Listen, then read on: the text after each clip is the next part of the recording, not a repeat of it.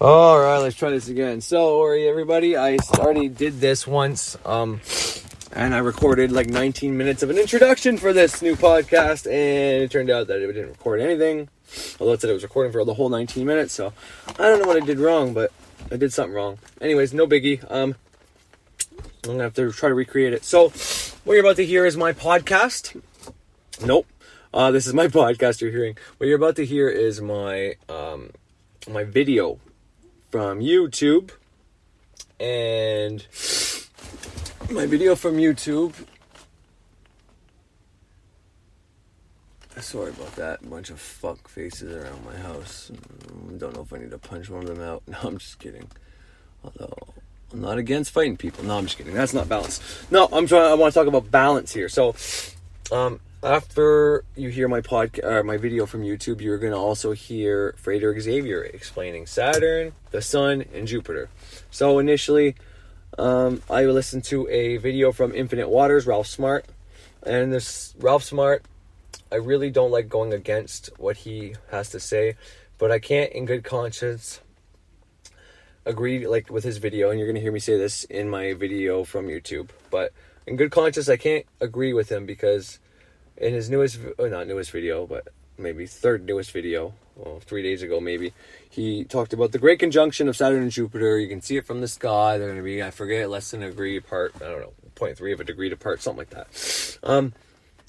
And, you know, what I heard, and this could be wrong, but what I heard was you have to pick Jupiter because Saturn is picking our shitty world now.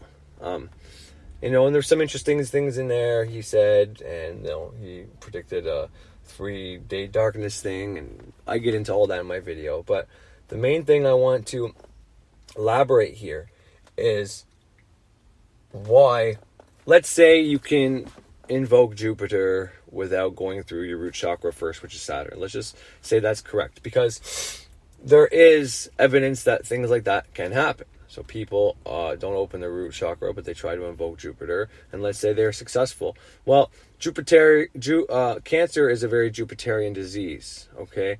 Cancer makes tumors in your body. Well, when a tumor grows, and this is a very basic version of what happens your cellular structure, your cellular division, and the death and rebirth cycle of cells, okay? So one cell dies off, before it tells 2 more cells to grow, and, you know, that keeps happening. Well, Saturn rules death. It's the Grim Reaper. It's time itself. Everything on our realm is governed by time. Otherwise, if we weren't governed by time, then we can just expand forever. And, you know, you can make the case that, well, maybe when Jupiter was the god of gods, that's why we might have had giants and all that. And then Saturn had to come down and say, no, guys, too far. I don't want these humans being killed by all these giants, so I'm wiping you all out, you know. That is a symbolic story of why you need to add Saturn to Jupiter, because if you let things expand and grow and grow and grow and grow, people won't get satisfied by getting a ton of money. They're going to need more and more and more and more and more. So without the limitation, without boundaries, without something to push against, you won't get fulfillment, you know. And you know, I've come to realize that, you know, as within, so without, you know, how, like, when you're going for a goal, when you're trying to receive something, you're trying to get somewhere in life, that's when you get that endorphin release. You get the dopamine and the serotonin and all that. That system tells you that you're doing good in life. And once you reach your goal, you accomplish it, well, then you got to find a new goal or else it's not satisfying. Well, that's within everything.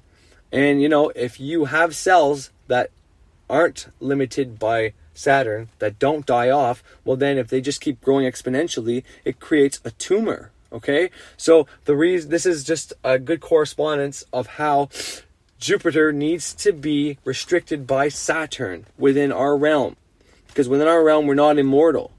I mean, so we can develop these complicated diseases when we have too much Jupiter expand. Well, I want more and more and more and more, and Jupiter doesn't believe in not giving you more. Like, there's no such thing. There's no such thing as too much for Jupiter. So Saturn has to, you know, hold it at bay. Kill things off so Jupiter can keep giving you some. You need a little bit of debt, and then you can get some more money, and stuff like that. It's a cycle. It's a circuit. You can banish your debt. This way you can enjoy the money that Jupiter gives you. But if Jupiter keeps giving you more money, well, you might just keep getting more debt. If you want to keep getting more credit cards, if you decide to start focusing on all the things you don't have, Jupiter can give you more to focus on. We need Saturn there for that balance. And that's probably the best way I can put it. The only other thing I'd like to add to that is the Bible. Now, as much as I like to promote the Bible has good messages in it, the worst thing the Bible does, in my opinion, and I mean, this is part of that whole victim mentality thing and all that, because I think this is a byproduct of it. But I think above that, it suppresses 4 to 5 of the planet energies within everybody. Okay, so we can argue that Mary is a part of the moon or Venus or both, but it's not a full. It's not all of Venus. It's not all of the moon. It's like half of each of those aspects. But they've turned Lucifer into, Lucifer is half of Venus already fucking gone. So there's at least 4 planets that they'll have you focus on Jupiter being Jesus or Peter, and they have you focusing on the sun, which is the Son of God, which is also Jesus. But it's like you have those 2. But the dark side of Jupiter is you get more of what you don't want, and you enhance your problems and all that. Or if you're egotistical, which is like a dark side of the sun, having too much ego, thinking you're all smart, and you have blind faith and things like that. You're gonna hear Frederick Xavier talk about this. Well, let's say you have those 2 and you have the dark side of both those 2. Well, you can become a pretty zealot, fucking arrogant, self-righteous person, and we see that a lot within that religion, because they're not embracing all the other planets. They're all of the devil. So when I see someone talking about Saturn's bad, Jupiter's good, I just see Satan and God, the Old Testament versus the New Testament, shit like that. And it's like, it's unbalanced, and I don't like it. And this is not to insult Ralph Smart. I think he makes his videos for a reason. I think there's a certain type of person that needs to see exactly what he talked about today, and then from there, it's going to help them out.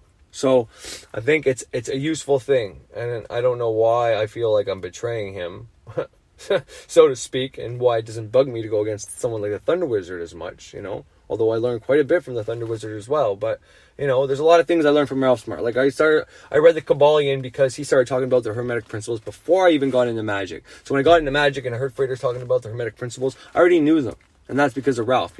I stopped eating meat, which gave me a whole bunch of clarity and a whole bunch of healing and different things like that. For me, I'm not saying everybody should stop eating meat. I'm saying when you stop eating meat, if you have a specific the way your body is, it might be beneficial, or it might be detrimental as well. So don't use that excuse to keep eating meat. Don't use it as an excuse to stop eating meat. Figure out what's good for you. Everybody needs to figure that out, and you can only figure it out. It's like, well, how did you know, Corey? Well, trial and error. I tried it and it worked. If I was to try it and it didn't work, I felt like shit and I was getting sick and all that, well, then I'd start eating meat again. But that didn't happen. So all that's to say is, that's where this video is coming from. It's not out of a need to correct or propel myself above someone like Ralph Smart. I watch Ralph Smart. I listen to him because he's got a big following, and people put value on what he teaches, and I want people to do that with what I teach one day. So if I watch people that do that, then I become like them, and I learn some teaching techniques and styles and a whole bunch of different things from Ralph. So that's why I watch him, but I can't, my conscience is screaming at me like, that's wrong what he's saying. That's wrong. Like I said, I was waiting for him to say something like, Saturn's not bad. It's the way you use Saturn that's bad. And people have used it in these dark ways. And we got to stop using those dark ways and embrace Saturn and use both Saturn and Jupiter together. But I didn't hear that. I heard just like Jupiter, and Saturn being bad, So that's where all this is coming from. So I'm going to get the show started, I guess, now. And that wasn't like 19 minutes like the last one. It was only about 8 minutes, but whatever. I probably babbled on for nothing. So since we're talking about the god of this realm, Saturn, okay, is the god of this realm. Jupiter is, and once again, there's like this thing, especially for males, that they can't become a man until they symbolically kill their father. Is like this saying. It's like an archetypal story, and it's true. Until you either have this fight or separate from your father or stop worrying about what your father thinks about you and you do you can't really become a good ruler or a good father or take on the responsibility of a family and all that. You know what I mean? So there's something to be said about Zeus being Kronos' son, or Jupiter being the son of Saturn. So, and he's the king, the restrictive, oppressive, disciplinarian king, and Zeus is the spoiled brat that has a lot of money that just wants to help and see people do well. But it's like only what Saturn is, and if you think Saturn is only, because they both have good and bad sides, right? But you can't just be that selfish kid who wants to just give his money away to other people and think his money's never going to run out, because the king's going to be like, no, you do that, you're going to run out of money and you're not fit to be king. But you also can't just be the oppressive old man who just like bosses people around and do what I said because I earned it, and you know what I mean? So you have to have the balance between the both. But anyways, I think that's enough. So I'm just going to play the song Hail to the King by Avenged Sevenfold as Avenged Sevenfold, and I dedicate it to my man Saturn up there, the ruler of this realm. But I guess the last thing I just want to say quickly is this celestial spiritual warfare people like to talk about. Well, if we want to stop that, we shouldn't be starting off our new age of Aquarius when we have these two heavy hitters, the god of expansion and the god of restriction, father and son, so close together, right around Christmas time, visiting family around Christmas time, guys. Like, I mean, I'm not Christian and all that, but the holidays are upon us. On the 21st of December, father and son are getting together in the sky. And instead of turning that into a beautiful thing, we're going to turn it into a fucking war, a death match. And then we like to say the celestials and the things that happen in space affect us down here, but when we start interpreting what's going to happen before it happens as a fucking war, then is there no doubt why it becomes war down here? Now, I know we have evidence of when these planets come together and they're opposite planets. One's fucking air, one's fucking water. I get all that, but I'm just saying we create our realities. So why don't we try something other than what has always been? You know what I mean? Why don't we just say, what if this is them two getting together up there to see if we can coexist down here? If we can have Saturn's old laws with the new Jupiterian way of life to create something better than the paradigm we already have, is all I'm saying. I think that'd be a better strategy than just having this death match between father and son, god of fucking expansion and god of restriction. Because telling you right now, Saturn's going to win because there's not enough people that actually have the Jupiterian energy. And if they did, they had to open their chakra to get there, so they understand that they're both needed. So it's like Saturn's going to have way more people on his side than Jupiter, and you're just going to get Jupiter fucked up. So let's not get Jupiter fucked up, because we need all these energies. Just because Saturn might be the ruler of his realm doesn't make him any better than Jupiter. That's a bad way of thinking. But what it does do is, sorry, my dog's barking outside. I keep losing my train of thought. But, Saturn is the ruler of this realm for a reason. Saturn in Libra, right? Saturn in Libra. Libra is ruled by Venus. Venus is this earthly realm. Why is Saturn the god of death, exalted in the god of love's fucking sign of Libra? Well, this is something I learned from Frederick Xavier. The movie Titanic. Everybody knew how that was going to end. Everybody knew Jack was going to die because of whatever. And yet everybody went to see it. And it might be still, I don't know about today, maybe if you take the monetary value then to today's, and it might still be one of the top grossing movies. Well, because that's Saturn, death, sacrificing for love, Venus, That's the archetypal story that everybody loves. And that's why it's the god of this realm. The movie about Zeus and stuff like that don't do nearly as well as the movies that are archetypal about Saturn and Venus. They go together. You need restriction with love. You need boundaries. That's why you put a ring on and you sign a contract when you get married. The ring is Saturn. It's Saturn's ring. It's you're binded to your partner now. This is all stuff from Frater. So I'm going to play Frater. I'm going to play stuff from my book. Not my book per se. I didn't make the book. I say this another time in here. It's not my book. Liam Thomas Christopher's book, The Greater Ritual of the Hexagram and why it's so goddamn important, from not aging as fast to lessening the planet's effects on you. Just like the lesser banishing ritual of the pentagram reduces the programming and elements effects on you when you're doing your neophyte. Well, then you get to reduce the effects of those emotions in your limbic, those emotional deities in your limbic system within your brain, by using the greater ritual of the hexagram. So then when stuff like this happens, you have no need to worry. Anyways, I think that's enough for now. So hail to fucking Saturn, baby. Hail to the king right here on Saturday of all days of the week. I love it.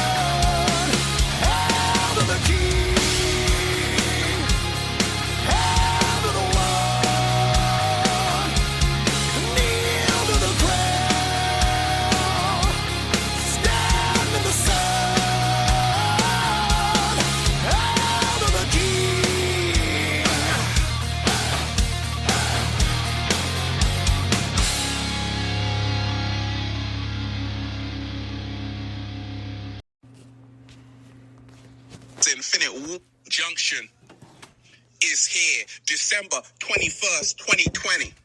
You see, I told you. 2020 is about the 2020 vision. This is the time we are all supposed to be getting our vision back. And the great conjunction is in alignment with that.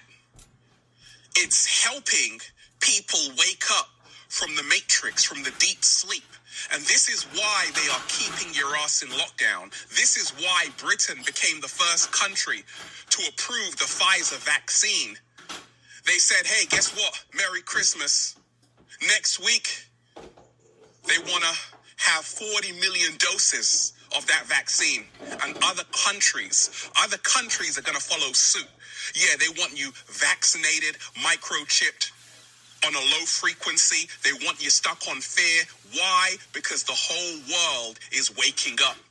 It's a planetary alignment happening, deep divers. All right, what's going on, everybody? So, I'm a little bit behind on my Ralph Smart videos.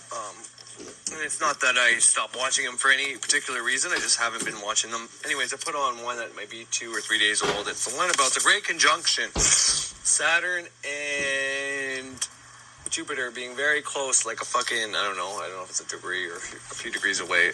He says it in that video. And I think you got a lot of things right in that video. I think he said a lot of great things. And I don't like going against Ralph because he was very, Ralph is out there for, I think Ralph is a great person that people can watch and get hope and learn a base knowledge. And from his videos, if you take his videos in and all the things he talks about and goes through, you can take each section and every piece of different information he talks about, and then you can go and explore those more, and then go down these, not necessarily rabbit holes, but go down these different areas, and from there you're going to learn a lot, okay? And he's got a lot of older videos that are very, very, very well and informative. Now, I wouldn't be doing my, not job, but I can't necessarily agree with his video completely, because it talks about Jupiter being the god of expansion and, the god of gods and all that, which is true. And especially at one point, depending on where you look, Jupiter, fucking Thor, Zeus, not Apollo, all the different versions right up until Jesus, but of archetypes that Jupiter represents, was very much the one people like looking at because, he's a benevolent king. But when Ralph gets into Saturn, talking about Chronos, talking about restriction, talking about there's a cult, the Saturn cult, and talks about Saturnalia in older times and all that, talking about how Jupiter is trying to show us that we have to be in love and not fear and all this, and Saturn is the fifth dimension, which it's more like 4 would be his number, but and then Saturn being the third dimension and whatever the case is, and I mean that's not necessarily wrong, because if people are using Saturn energy, Satan, Chronos, not Hades, Hades would be more like Mars, I guess, but they're using the Saturn energy, okay, satanic energy, whatever, because everybody has these energies within them. So if you start hating on Saturn, thinking, because Saturn is a more maleficent planet, which it is, and Jupiter is more of a benevolent planet. But you learn more from the dark than you do from the light, by the way. You learn more from mistakes than you do from, getting everything you want. Because if you got everything you wanted, then you realize you're not happy. So then Jupiter's like, well, all I can do is expand the things that you want and give you the things you want. But you can't find out what you want unless you go through Saturn first. Saturn is your root chakra. So anyway, I don't like saying things like this, like dark magicians or, left-hand path, whatever people, because left-hand path doesn't mean you're a dark magician. But I think there is something to only being in your first 3 chakras, being all Saturn, Sun, and Mars, if you want to go that way. They're more primal, lower chakras and all that. And, there's something to be said about that. And I think there's some truth to that to a certain degree. But everybody has a Saturn energy within them. And the difference between someone who is doing well and maybe they're using Jupiter to expand all the things they want in life, and they're expanding their money so that they can help other people out and create programs. Because you can give a poor person a bunch of money, and depending on why they're poor, it could be because they have a drug habit. It could be because whatever the reason, they just are impulsive. So giving them a bunch of money, getting Jupiter to expand your money and giving them money is not going to do a damn thing. But getting Jupiter to expand your money and getting a program and getting these people into these programs so that they're not just bored and don't know what to do with their life and can't get a chance, because anytime they get money, instead of trying to figure it out and do something productive with that money, they just blow it, do drugs, whatever, drink, gamble, whatever the case may be, right? So by getting them into a program to separate them from their problems and give them a new start, and then, and allow them to go through their Saturn chakra opening, fear base, get rid of their bad programming and create new programming, and all that is more beneficial. And you can't get to that point where you can use Jupiter probably even before you fucking open your Saturn chakra, depending on, a whole bunch of things. But to be a well-balanced person, if you are the type of person that believes in the chakra system, well, the first one is fucking Saturn. Saturn is the ruler of this realm, and that's not because the people on this, maybe it's because the people on this realm decided to pick Saturn to be the ruler of the realm. Astrologically, I don't think just because the stars are lined up a certain way as just the way, and because the sun is not the closest one to us, but it's like the first one, right? And we're in the middle. But, within your body, it's Saturn, and then it's Mars, and then it's the sun. You know what I mean? So, but Saturn's all the way at the end watching the rest of them. You know what I mean? And Saturn is tasked with the job to be, because Jupiter has correspondences to the judge and all that, but Saturn is the disciplinarian to a certain extent, is the one who makes you, know your limitation. And if you decide to fight Saturn and say, no, I don't want to be limited there, and go against it, then Saturn is going to kick your ass until you figure out how to work within your limitation. Once you realize what your limitation is through Saturn and everything else, and you work with Saturn, then Saturn's going to hook you up. It's going to help you out. So I don't like when anybody paints the picture that Saturn is the problem or anything to that effect. What? Okay, I'm coming in. Why everything that's happening on the planet, the cabal, the inorganic ones, want to keep you trapped in the old world. You have to ascend. I'm ascending with a cat down the road, deep divers, and it feels marvelous. Deep divers, it's about to get intense. You see, a lot is happening all at once. People are saying, Ralph, they're introducing testing in my job. They say, if I don't get tested, I'm not going to have my job anymore. If I don't get vaccinated, I'm not going to have my job anymore. Chill. That's why you got to do for self. You got to come into nature. You got to get right with the elements. Let me tell you this, deep divers. Every single day, realize you are protected. The Great Conjunction shows us all that human beings are like tiny grains of sand in this giant universe. You see, in the ancient world, they respected their masters, which were the stars, the gods, the heavens, because they realized that there's levels to this shit. And what's happening on the planet is a planetary alignment. December 21st, 2020, the Great Conjunction, where humanity is being encouraged by the meeting of Saturn and Jupiter to move to the new world of freedom, love, positivity, where we connect to each other. Hey, that's why they introduced social distancing, to keep you away from each other in this time of the Great Conjunction, because they don't want human beings talking to each other. They don't want you meeting up with each other, just like there's a great meeting in the universe. So they say, hey, stay away from each other. It's all staged, it's all scripted. In fact, someone in existence. Now, millionaires don't study astrology. Billionaires do. What? Slow motion this side. Because they're smart enough to realize what is happening in the stars will affect what's happening on Earth. As above, so below, one of the 7 Hermetic principles, and go and check out the video, how to manifest what you really want. We talk about the 7 Hermetic principles in that. So, Saturn and Jupiter are meeting.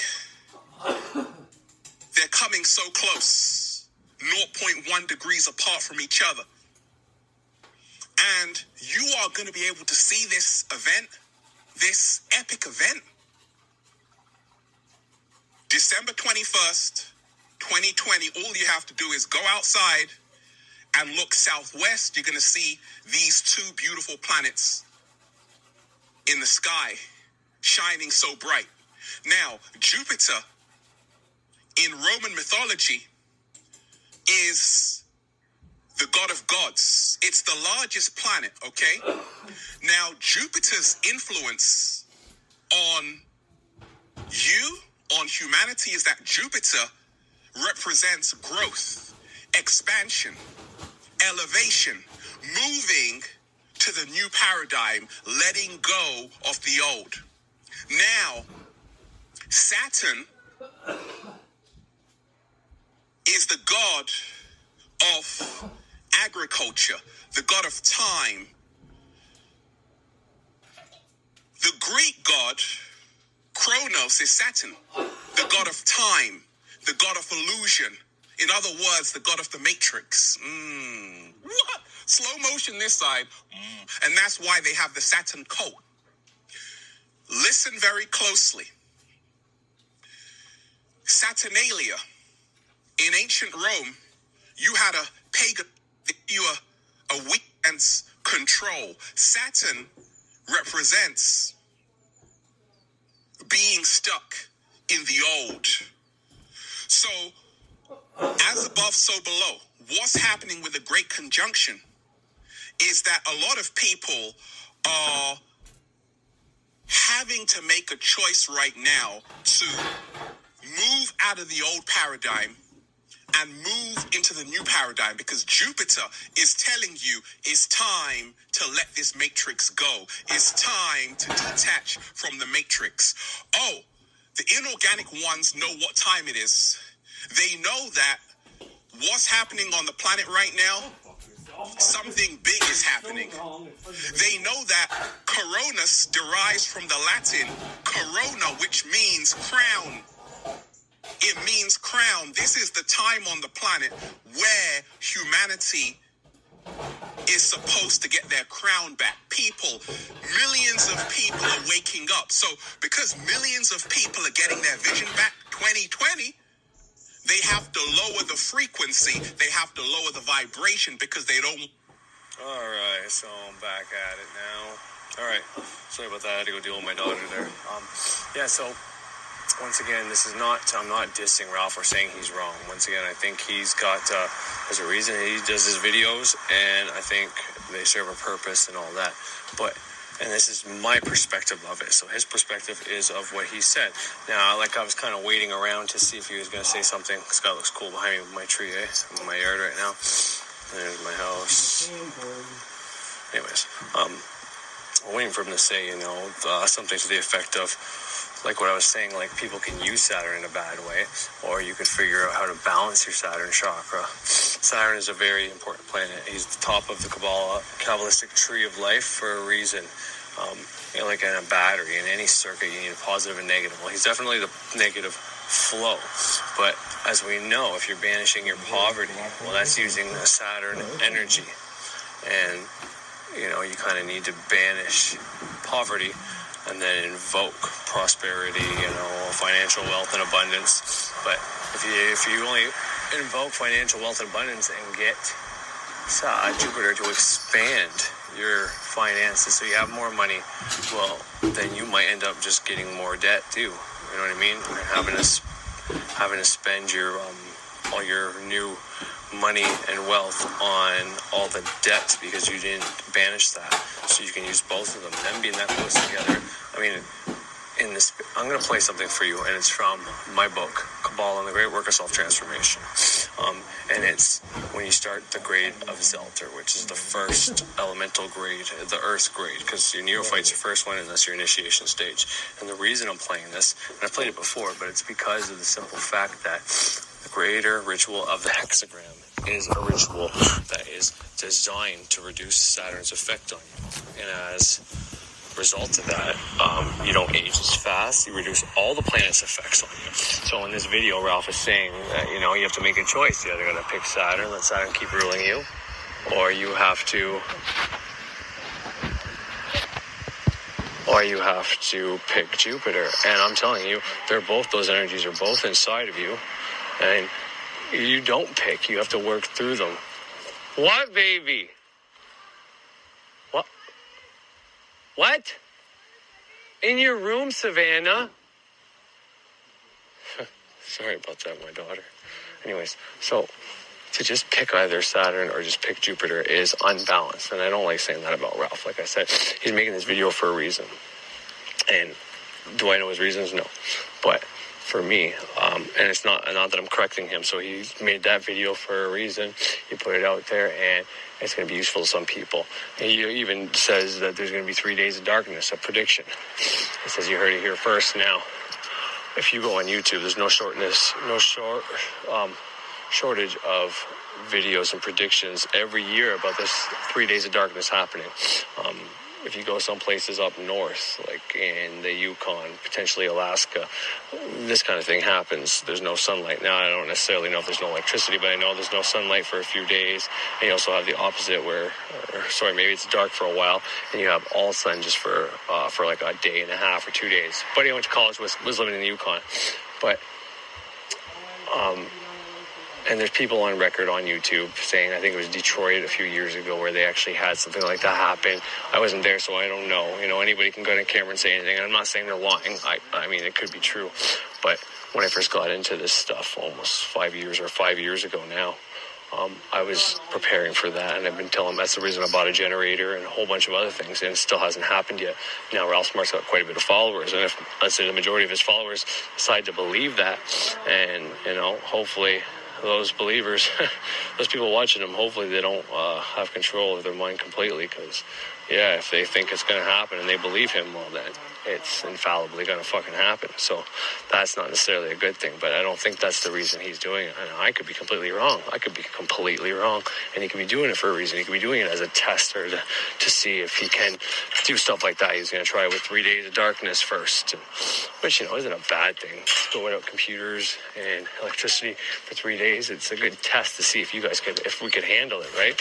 But at the same time, it's going to provoke a lot of bad things, because we've had, I say we, I'm in Canada, but there's been a lot of rioting and different protests that went ugly this year. So you add that to 3 days of no electricity, and, maybe alarm systems aren't on backup generators or batteries, and, there could be a lot of harm that happens as a result of that. And that's not something I want to see. But I don't think that's going to happen. Now, there's something else to realize, is 3 days of darkness is a symbolic thing that the sun does, okay? So, Zeitgeist is a good place to watch to find out about this. But if you look at the Mr. Astrotheology, I can't say that, but it's Santos Bonacci, he talks about the ecliptic, the way the sun travels, okay?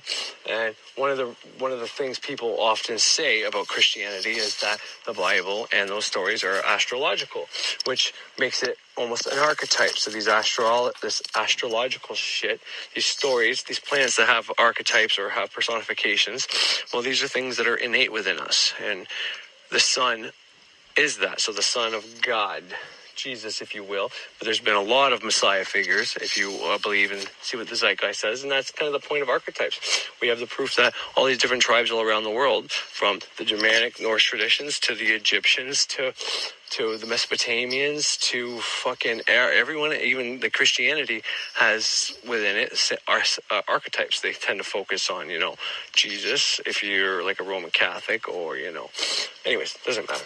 But point is, it's astrological. They like to say that. I don't know if it's completely astrological, but I do know before Jesus was born, and in the Egyptian myth, it said that Set, the precursor for Satan, Saturn, the evil, the dark brother, kills, I think it's Osiris, but Ra was also the sun god, but maybe this might have been prior to that, and then, it comes back with, but anyways, or Horus. I'm getting all my mythologies fucked up. But anyways, so for 3 days, the sun stays right, because like all year long, the sun's going through all these months, right? The 12 disciples are following God around, or the days of the week, the 7 days of the week, right? Jesus and his 12 apostles and 6 disciples, whatever that turns out to be, okay?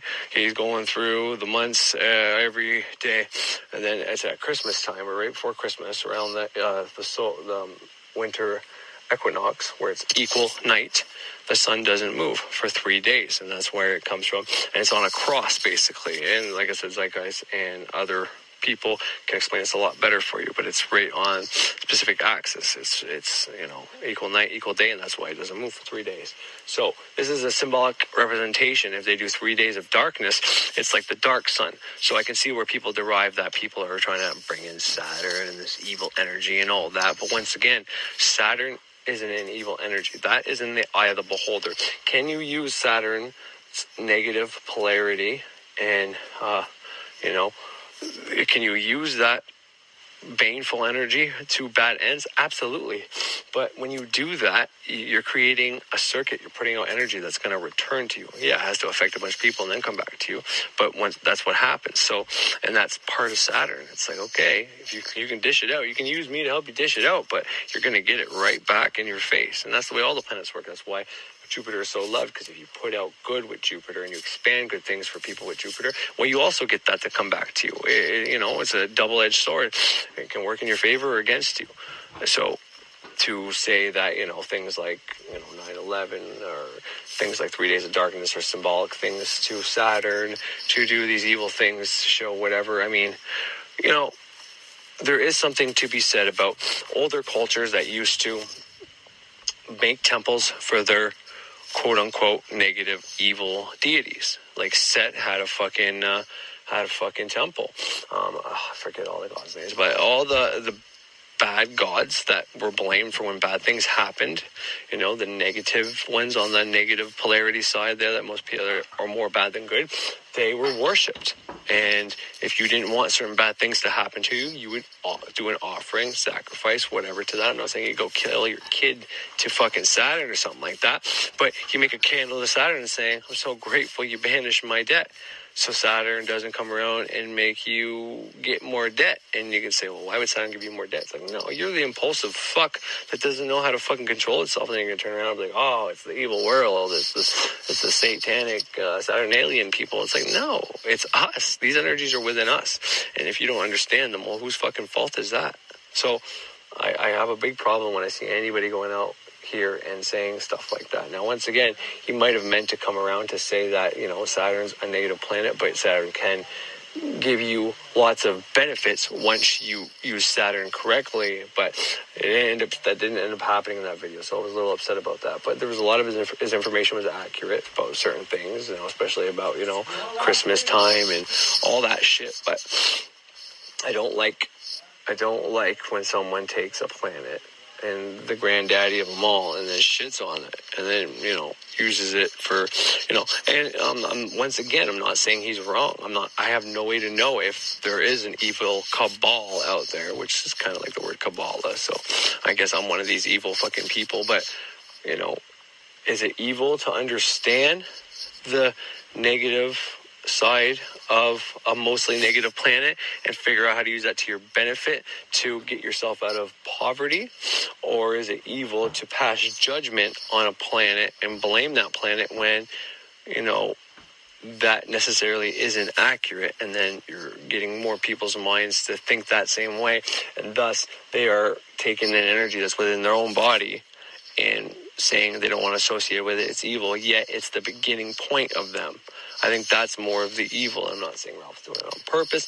He made some pretty good correlations there. A couple things I didn't know about, but, like Kronos and the word crown and the word coronavirus are very similar. And I was like, when he said that, I was like, wow, and Ralph's always been really good at putting little things like that together, right? And making little acronyms and breaking down words and stuff like that. And, I learned a lot from doing things like that. And once you do something like that, like if you take something and you find out what the real meaning to the root word is and all that shit, well, then you're kind of not necessarily inoculated from it, but if you're watching TV and there is something to, let's say, subliminal messaging and stuff like that, and there's other meanings to things, well, once you do that process with specific words that might have double meanings you don't know about, well, then, yeah, they can't really affect you anymore. So that's something very important that, one of the things I learned from Ralph. But Saturn isn't the problem, okay? So Saturn and Jupiter, let's say, well, I already gave the example, like you can get Jupiter to expand all the shit all you want, but if you don't have Saturn on your side as well, because you need both. You need to use both sides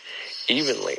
And like I said before, even doesn't have to be 50-50. I'm not telling you have to be 50% of the time evil, 50% of the time good. I'm telling you, find out what your balance is. There might be 10% of your life where you have to be stern, strict, and dish out restriction and limitation and be the disciplinarian. If you have children, well, as your children get to the age of 18 before they go on their own, you're going to have to be that parent, because if you just give, well, they're just going to keep taking.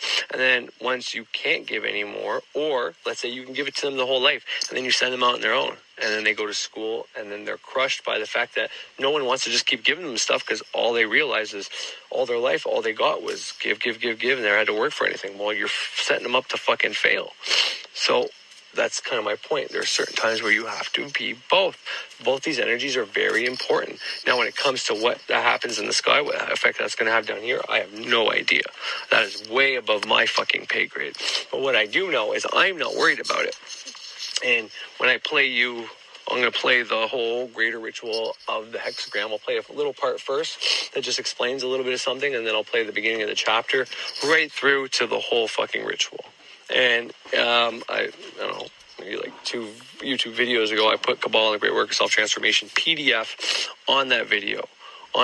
So it's in my last 3 videos, I'd say top 5 at the very most. But it's in there if you want. And it's from this book. And if I think of it, I'll put the PDF on this video as well, again, today. But the point is, the greater ritual of the hexagram after your neophyte stage is designed to reduce Saturn's effect on you.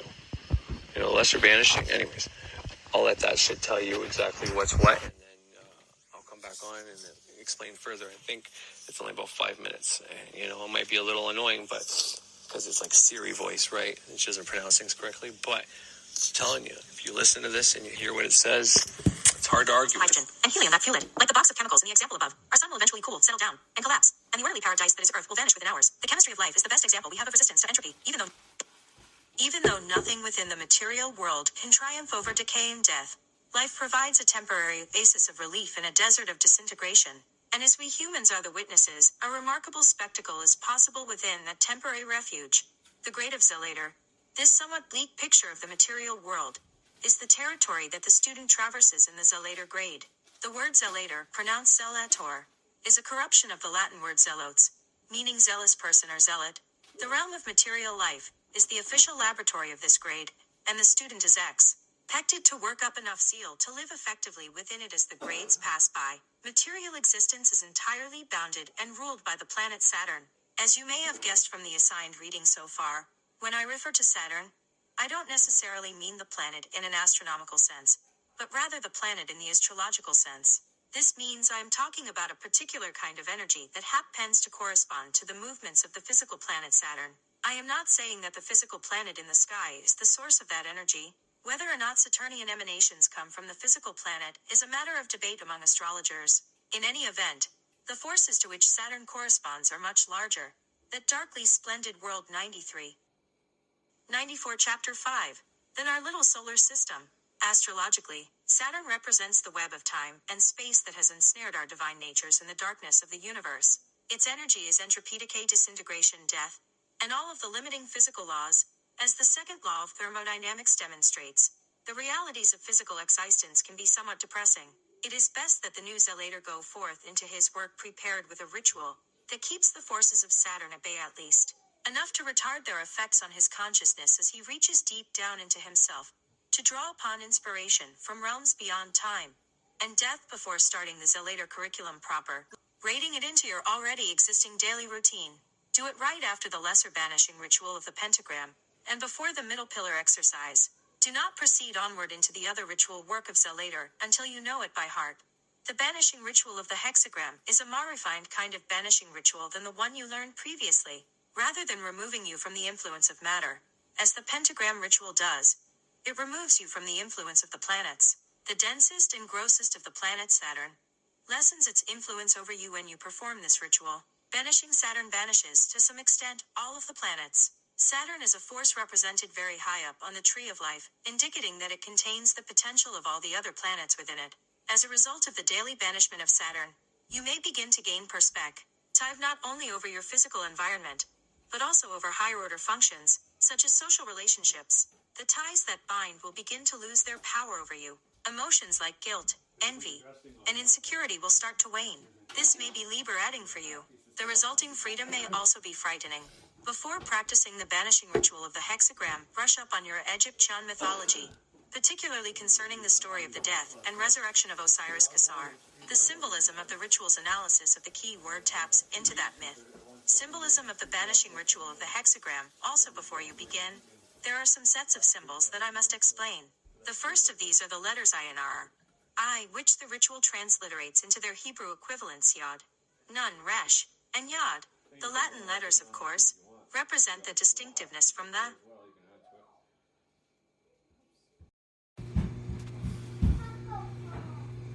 Isis Virgo set, also known as Apophis or Typhon, Scorpio, and Osiris the Sun.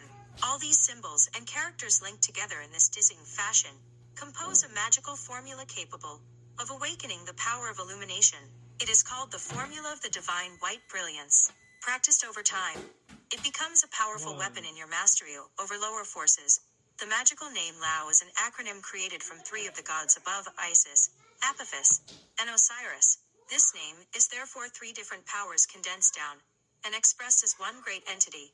Io is an ancient Gnostic name of God. The word LVX is Latin lux for light. In ancient Latin inscriptions, the U appeared as a V. The letters LVX are linked to the gods Ophia, Ovia 3 diff. Very dramatizing postures that you adopt during the ritual. LVX then affirms that the activities of life, represented by the myth, are actually broken pieces of the light, or the original, ineffable glory of the All-Mind. Uniting them calls forth that original brilliance. Next, we come to the god name Arerida. This word is a Hebrew acronym for Akad Reshichuda. Reshichuda Timurada Resh. Or in English, one is his beginning. One principle is his individuality. His permutation is one. This is a reminder that the power of each planet derives from the unlimited whole. The singular activity of the All-Mind, this unlimited whole, is expressed by the symbol of the hexagram itself. The hexagram represents the pressure that the All-Mind exerts on its creation. A sort of impact signature of divine power as it presses the universe to evolve and produce conscious life. I suggest you look at all magical symbols in this light. The ancient Kabbalists analyzed that power by attributing 6 planets to the points of the hexagram, with the sun at the center. Drawing the hexagram in different ways during ritual, you can supposedly manipulate different planetary energies by affirming their greater whole of the divine. The pentagram works by the same principle to manipulate elemental forces. That darkly splendid world 95 D4, distinctiveness from the page 97 of 372, 96 chapter 5, drawing the hexagram that is composed of 2 interlocking triangles, can be a bit of a problem in ritual, because the whole figure is not composed off one continuous line. The famous Renaissance magician fixed that by tracing a unicursal form of the hexagram in his ceremonies, to the more experimental including Mathers himself. Alright, so before I get into what you just heard, this is, like I said, it's nothing against Ralph at all. Maybe, it's best that people who are out there blaming, evil cabals and shit like that, to, instead of focusing on the evil cabals taking what he says and using it in a way of, choosing Jupiterian energy and focusing on that. I don't know. I think you truly do have to go through your dark side and realize what Saturn is trying to teach you before you can get more evolved. And, that's kind of the point when we start all this and the neophyte and all that. But as you just heard, with the greater ritual of the hexagram. Another way they call it is the daily banishment of Saturn. So you're reducing Saturn's energy on you. You get a ton of benefits from that as well. And they say in this that the planet Saturn isn't exactly what they're referring to, even though they have correlations. I got something in my eye today, if you're wondering why it's a little darker. Piece of something there, so it's really irritating me. Pretty sure I got that piece of metal out, but I got a scratch, which really sucks. But anyways,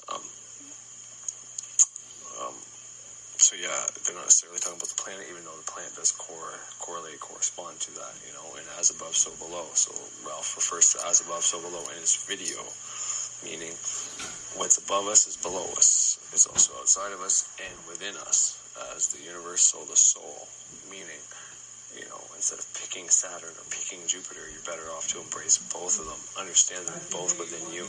So if you are of the belief that there is an evil group out there doing evil things, and you think that's bad, well, understanding that if you were in their position with the same circumstances, since you have that same power within you, you would probably maybe even do the same thing as them, to judge them, because you think they're doing something evil. Just to be doing evil without knowing anything about them is very unbalanced and not very smart, or you didn't put much thought into that, just blaming them.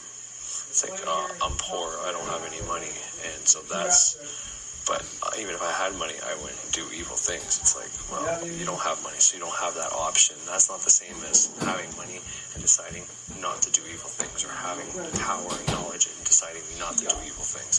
Those are different things.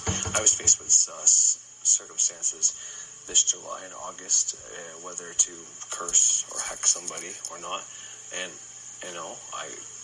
I did divination, I did a bunch of things, and it was probably tainted by my own views, and, I failed that test. I ended up doing that kind of stuff, and was it good, was it bad, it doesn't matter. It taught me a lesson, Those lessons are very important, and to just avoid those lessons, or when those lessons come at you, and instead of embracing them and figuring out the lesson, you just blame it on evil groups or evil people or Saturn. It's like, no. Saturn's going to keep showing you those lessons if that's what you do. But if you decide to try to break it down and figure out what the fuck he's trying to teach you, then you're going to be way better off. Because that's the point, And once you embrace the Saturn and you figure out what the limitations specifically, that's where your chart comes in handy, but specifically what might be where your limitations are. Well, once you can embrace that and figure it out, you're going to really... I've heard this from multiple people, that once you figure out your limitation, instead of fighting against your limitation from Saturn, you embrace it, and you learn the lesson, you most of the time become a teacher, a boss, someone who excels in that area of your life. So where Saturn is, they say it's karma, it's where your lessons are, your more profound lessons, I guess. But once you get through that, your life gets better. But if you're struggling against that the whole time, and you just keep blaming other people instead of realizing it's within you to change it, it's within you to embrace it and figure it out, then you're never going to get any fucking further. You're going to keep falling behind and always having to blame somebody for your problems, when the only person to blame is, go look in the mirror. That's who you got to blame. But which is good news, because that means you can fucking fix it too. So, but on that same idea as above, so below, when there is cosmic activity above us, this has been proven. I played a podcast pretty long ago, I'd say. I don't know if it was last summer or early May this year, I have no idea when, but it was about cosmic energies, cosmic activity rather, things happening in space, from asteroids, comets being seen, different things happening above us. And when they did, they recorded what happened. There was plagues, there was hysteria, there was all these different things happening to the people below when things were happening above us. So there is a certain amount, and this is just more documentation and proof that when things happen up there, it affects us down here. But what I'm trying to do with this video is show you a way that you can beat this. This has been in the Golden Dawn for years. It's been before that was created. This is actually something that was later, taught normally later than the first elemental grade in the Golden Dawn. But it was changed now, so you may not completely understand some of the things you're doing in here because you're just getting into it. But I don't know if it was Liam Thomas Christopher or someone else, or maybe it was Gold Dawn themselves, but whoever decided to change the order instead of having it later on in the curriculum and putting it here, decided, because it, after your neophyte, this reduces all these forces against you. Do the lesser banishing for 6 months to a year, and that helps you with the things within this physical realm, and get rid of banishing like your own bad shit and bad shit people are sending at you. But then once you get that under control, you're still going to have the energies above you, or these planetary energies, whether you think it's the planets or something like the planets or archetypes or whatever that's within you. This helps you reduce those things while you're learning, you're teaching, you're doing magic. And that's why in this Earth Elemental grade, the same grade where you do the greater ritual of the hexagram, you take care of your health and your finances. So by reducing those planets, it's easier to get rid of some of your addictions. It's easier to be able to bring money to you and banish your poverty, because you're reducing that karma, those things above you, if you practice this. And that's what I'm trying to show you. I'm trying to tell you that. So you have people out there like Ralph Smart. Once again, I'm not knocking him. I'm not dissing him. I just think, what he's saying, if he was to do something like this or know about something like this, he might have a different outlook on it. And maybe he's got a different game or aim or whatever the case is, and I have no reason to judge him or tell anybody that he's wrong. And it's kind of the approach I'm going to try to take going forward, instead of trying to correct people like the Thunder Wizard or Ralph and different things like that. Just simply give my perspective of why I disagree, instead of straight out proving them wrong, being righteous, because who the fuck am I to do that to people? I'm just somebody trying to understand this shit just like them. They're just trying to understand this shit. But at the same sense, there are ways to reduce these energies, and it's within this curriculum that I promote. You can do it. Everybody can do it. It's so if you're worried about something like this, well, get going, get practicing, learn this shit, figure out what this is all about, figure out where your limitation is. If you want to do it by the book and you're starting your neophyte, well, that's fine. Figure out where your limitation is and figure out, how things that happen to you aren't other people's faults. They're actually your fault. And see how you can fix that shit and, straighten it out. But, I got a whole lot more to say about this topic, but I'm probably not going to keep going. I'm probably just going to end it there. And I think that was enough for today, but I wouldn't fear this thing from happening. Other people are going to be controlled and ruled by these forces, or use it as an excuse to do crazy things, or whatever the case is. If there is the media or a cabal that likes to use these planetary conjunctions of opposing forces, extreme positive to extreme negative, to do bad things, well, you don't have to be ruled by that. If you do this, it will help you in every way, shape, and form. And I seriously mean that. So, like, the world's going to hell. They're forcing people to do vaccines. If you're reducing Jupiter's effect on you, and for some reason you got to go to court, Jupiter reducing Saturn's effect on you, and they say you got to go to court because you're refusing to take the vaccine. I'm telling you, by doing something like this, you won't even have to show up. Your case will get thrown out. You'll be an exception. Whatever the case is, something will work in your favor. I swear to God, I truly believe that. And I'm not saying to not take a vaccine or anything like that. Maybe you want to take the vaccine and they're not letting you. Well, things will work out in your favor. You'll be easier. It'll be easier for you to not be manipulated and not be part of everybody in the crowd just for or against, or scared, or angry, or whatever the case is, ruled by these forces, these emotions, these archetypes, these planets. That won't be you if you do shit like this. You need to use Saturn to your benefit. There's different sayings, but, knowing your enemy. If Saturn is the enemy, well, what would be the best thing to do? Get him to be your friend. Don't let him be your enemy.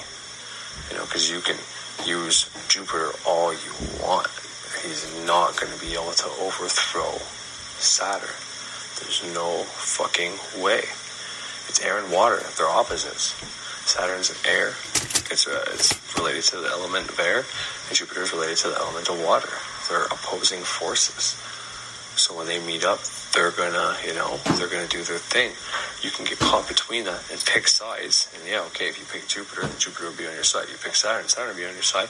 But then you're still unbalanced because one of those things you're choosing against. You're denying a part of yourself. You're you're removing your own energy. You're saying there's part of you, an energetic part of you, that is not in balance.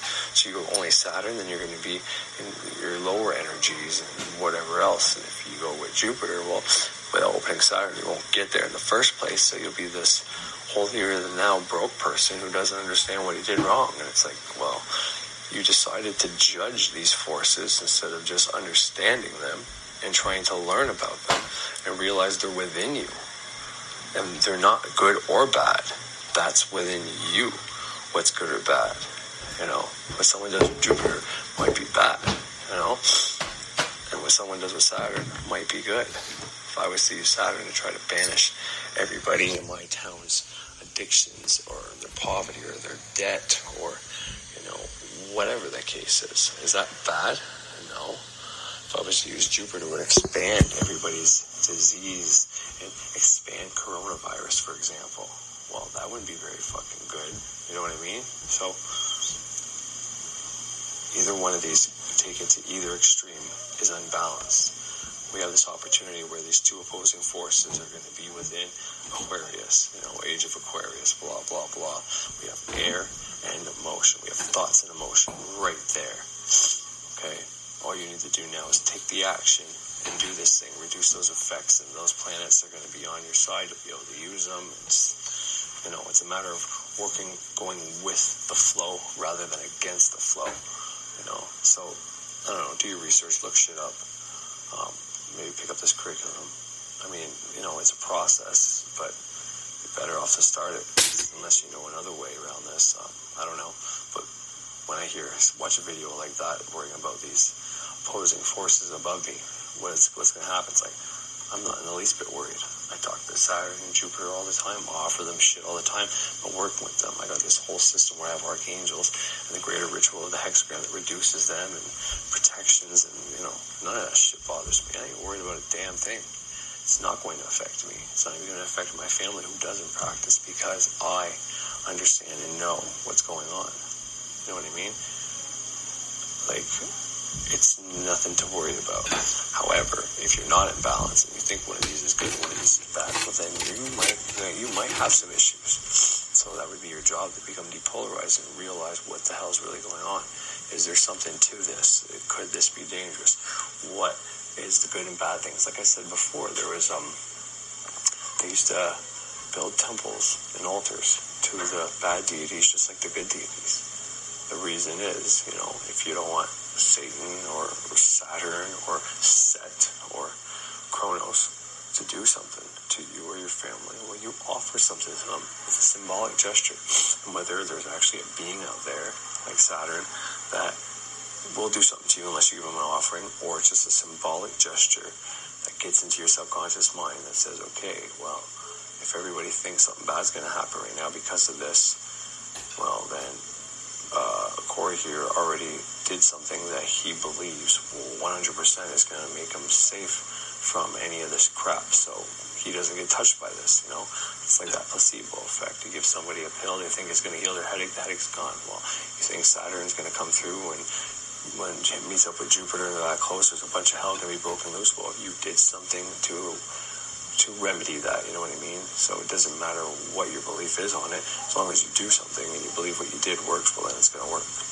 And that's what we do here. And I mean, there's so many proof that I could bring up in everyday life to prove this point that I'm not even going to bother. But anyway, so I'm going to leave you with the beginning of the chapter and, well, what I already played about this part here, about the greater rituals of hexagram. I'm going to play that over again. I'm going to play it from the beginning. It explains a bit about the watchers and matter and all this other stuff. And it might be a little dark, but there's a point to it all. And once again, the point for you is to understand that there is a way for you to be able to be in control of these energies and not the other way around. But the first step is to realize that you're not a victim and people can't harm you unless you give your consent.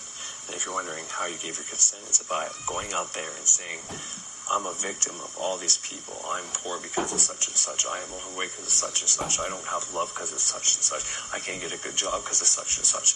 That's your consent right there. So as soon as you get rid of that, you consent to yourself having power and being able to do these things and be in control of these things rather than them being in control of you. And now you're just taking back your consent. And you start something here to get something symbolically into your mind that reinforces that thought that you're saying, no, I'm taking my power back. You put the emotion into taking your power back and saying, no, I'm no longer a victim. I'm grateful that I can control my life. And then you put the action towards it, which is the ritual magic, which is the shortcut. And then boom, you got a system that works.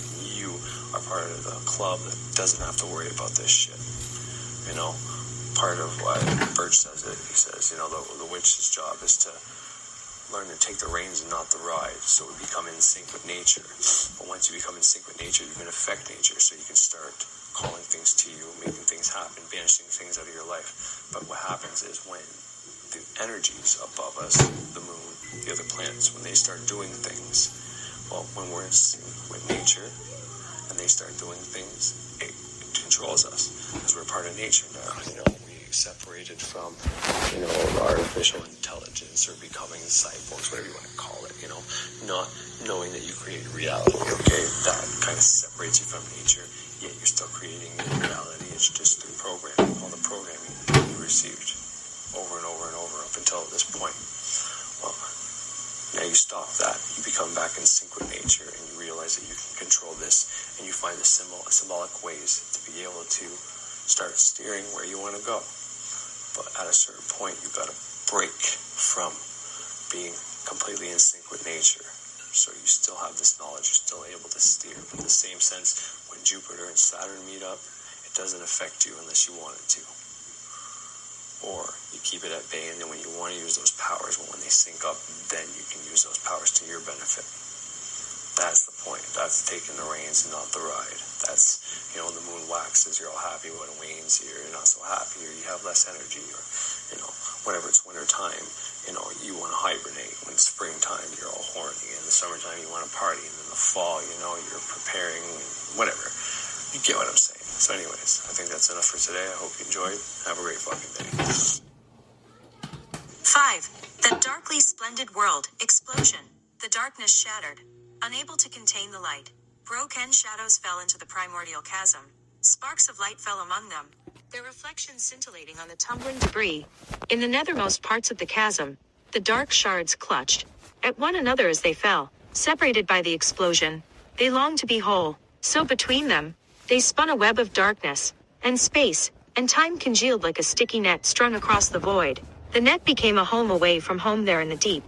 And the fallen ones skittered across their web like spiders in the dark. There they became the watchers as the boundaries of the universe took shape in the depths of emptiness. Their tapestry of gloom concealed the limitlessness of the divine. The unmanifest became substance, and the plan of the All-Mind, seemingly thwarted by the cataclysm, continued its inevitable course toward completion even as it used these fallen angels, who were now cast in the role of the enemy. Into the web fell the sparks of light, like stunned fireflies. But of course they were immortal, and could not be harmed in their captivity. They existed in a higher dimension, appearing in this world only as brilliant pinholes in the shroud of time. They cast beautiful reflections of the divine in matter, each image conveying a unique aspect, and for a brief time, it seemed that a complete vision of the Creator would form. Reflected in the darkness, the All-Mind seemed once again near to reaching its goal, but the jealous fallen ones pounced on the sparks of light, and spun them into cocoons of matter. The Kabbalistic tradition refers to these cocoons as Kjipith, or shells, and they are maintained by all manner of crude and hurtful spirits that 90 Chapter 5 go by the same name. The dark angels spirited their captives away, hiding them in the depths of their kingdom of shells, until not a trace of radiance remained. The divine image clouded over as the Qliphoth deprived the angels of light of visible expression. Having no visible presence and existing in another level of reality, the divine sparks remained complacent as though slumbering, and had no impact on the reign of darkness and fire. And the life that would eventually arise in the universe would have no knowledge of them. The stifling off light created a terrible heat, which smoldered forth from within the depths. The universe was a seething waste of refuse from the cataclysm. Nothing remained of the original, ineffable glory. All was in a state of deprivation, seemingly cut off from the perfect peace and profusion of the All-Mind. But it was a deception, after all, a fiction, a drama on the stage of which a plan was unfolding. From behind the scenes unceasing, the All-Mind exerted pressure to breathe life into its creation. Space cleared and expanded. The heat of the primordial universe was permitted to cool, matter hardened out of energy, and the universe as we know it today came about. The divine dared not show itself directly in this realm, lest it destroy the web of space and time by making everything happen at once. If it did so, who would bear witness to the image that was yet to form within creation? Instead, it expressed itself indirectly, by signs and symbols and by cycles it showed evidence, by the interplay of the three alchemical principles, by the mingling of the four elements, by the phenomena of electricity and the formation of life, and by the radiance of physical light, shining in the blackness of space. Physical light is as nothing compared to the true radiance of the All-Mind, which is light beyond anything conceivable to the mind of a material being. In the larger scheme, physical light is but a specialized kind of darkness that conveys merely the impression of divinity. But as yet, there were no creatures clever enough to recognize that impression. Signs and portents paraded before their seeking eyes, but those eyes were seeking other things: food, sex, and shelter. It seemed that the fallen angels had won, despite the order that showed itself forth in the sluggish medium of matter, despite the beauty of the galaxies, stars, and planets and the blossoming of all kinds of life. There were no creatures that could experience that order, and bear witness to an image within it. If God stands before a mirror and no one sees his reflection, does he exist? The All-Mind was blind behind the veil of the chasm, not yet having sprouted eyes and ears within its creation that could relay back to the infinite any impression of its own mystery. The All-Mind quite simply did not exist. The universe was now like a vast shroud that gave shape to an invisible presence. To be inside of the chasm was to be outside of the All-Mind, incapable of experiencing directly the limitless ocean of light behind every facade. There was life roaming about within the universe, of course, on the surfaces of that obscuring skin, on dim little planets, creatures created in the physical universe, by physical laws, blinded by what they could see. Their sense organs could only take part in the world from which they were made. The creatures within the universe seemed utterly untouched by the peace and unity that the web of the fallen angels withheld from them. But the All-Mind dared not intervene directly on the behalf of these material beings, trusting instead to the unfolding of its cosmic plan. Only in the fullness of time was everything to be perfect, and at this point in the drama, it remained a mystery as to how the divine sparks would mobilize themselves as souls within these oblivious creatures, rousing them from the fatalistic, automated laws of matter. The All-Mind's steady pressure, through successive eons, had caused the processes of life and evolution. The fallen angels resisted that evolution. They couldn't help it. It was the purpose of the Watchers to bring setbacks to the plan. Entire species were lost due to the harsh limitations imposed by their physical laws. But still, ever more complex organisms appeared. The harder the Watchers resisted the plan, the further life evolved to overcome that resistance. Just as divine light can express itself indirectly in the radiance of the stars, so can its consciousness worm its way through the fiery genesis of worlds, through the interplay of the forces of nature, and through the chemical processes of the most minute particles in the dark pit. Something was developing from myth to science here. As I speak of biology and evolution, we enter a more familiar realm, in which symbolism is less necessary. It becomes possible to speak in terms of science.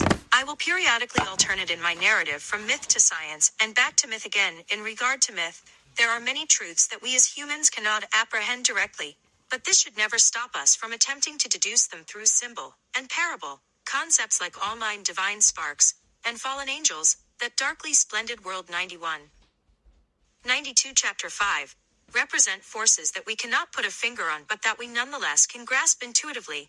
Perhaps other labels would do better. Substitute ones that work well for you, and see if the legend of the fall into matter can shed any light on the human condition. I am not saying to you now that there really are fallen angels crouching within the physical laws of the universe, and waiting to pounce on any magician foolish enough to call on their power. If I were to take me literally, you might fall into the trap of the religious zealot, who clings to facts instead of exploring his world. We should never regard mythical references as historical fact, just as we should never regard the latest theories of physics as the last word. We can, however, employ ideas from both myth and science to gain new perspectives, possibly even perspectives that transcend the limitations of our ape-like brains. It is important for you to start developing your ability to work with the deep concepts embodied in the characters of mythology. Doing so will enable you eventually to triangulate in on forces deep within yourself to create change from the inside out. From the mythological depths of your own divine spark to the scientifically measurable world of your physical senses, I now resume the narrative in a more conventional scientific vein. Life has formed as a resistance to the disintegration of the universe. Why this has happened is perhaps the mystery that is the mother of all mysteries. The second law of thermodynamics rules everything. It states that order unstoppably disintegrates into disorder. Never mind that the process by which this happens has a definite order to it. That process is called entropy. And entropy is the tendency of all things to decay and disintegrate. Nothing lasts. A box filled with chemicals may serve as a good example of this. The chemicals, orderly and distinct from one another, begin to react, producing heat. Their molecular structures change, and the box gradually settles down into a chaotic, inert soup in which nothing further happens. Order has dissipated. It is possible to reverse this change by opening the box and manipulating the mixture.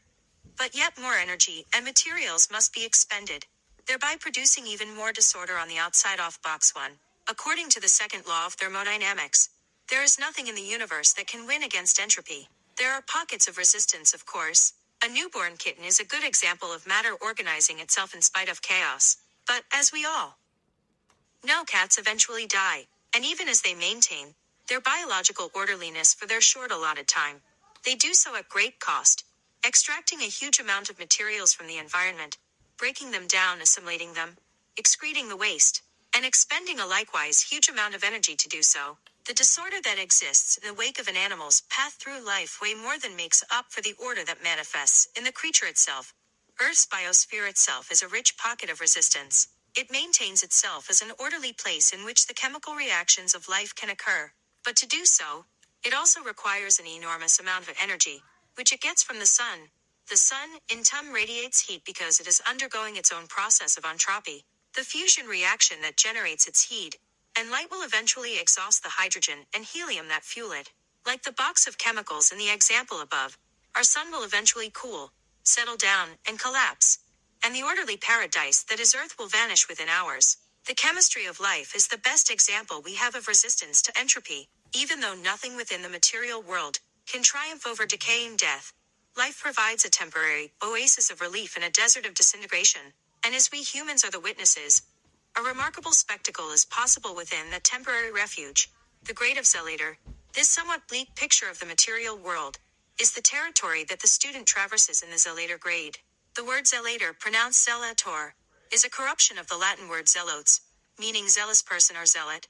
The realm of material life is the official laboratory of this grade, and the student is expected to work up enough zeal to live effectively within it as the grades pass by. Material existence is entirely bounded and ruled by the planet Saturn, as you may have guessed from the assigned reading so far.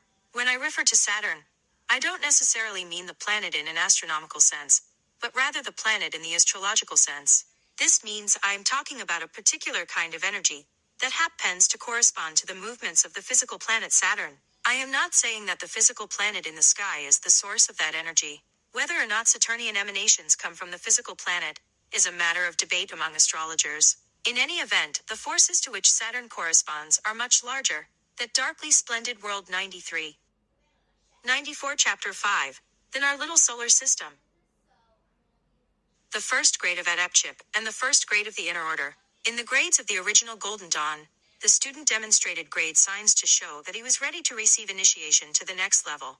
Also in the original Golden Dawn, this hexagram ritual was not given to the student until he was ready for advancement to the inner order, perhaps because of the secrecy of the LVX signs. In this modernized curriculum, that has changed. It turns out that the 5 = 6 signs and the hexagram formulations are good assistance to the student's evolution in the earlier stages too. He may not be able to employ the grade signs as an adept does, but that doesn't mean he won't benefit from doing them also.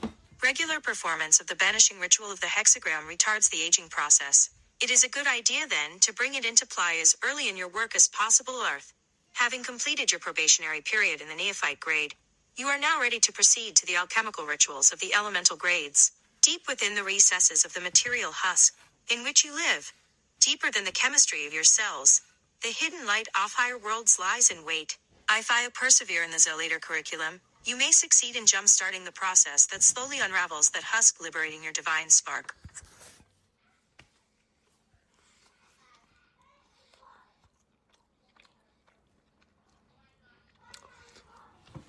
You are now ready to proceed to the alchemical rituals of the elemental grades.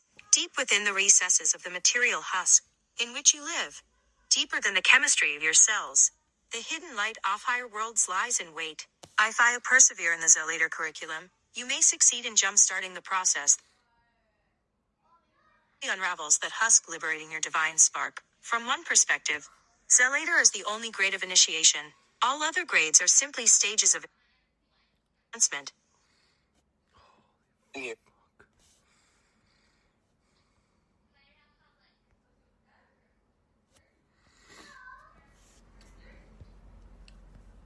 In which you live, deeper than the chemistry of your cells. The hidden light of higher worlds lies in wait. If you persevere in the Zelator curriculum, you may succeed in jump-starting the process that slowly unravels that husk, liberating your divine spark. Sorry everybody, all I'm doing right now is adding the PDF to the video that I'm listening to right now. I'm recording the audio for my podcast, so the video on YouTube is going to have the PDF for Kabbalah and the Great Work of Self-Transformation.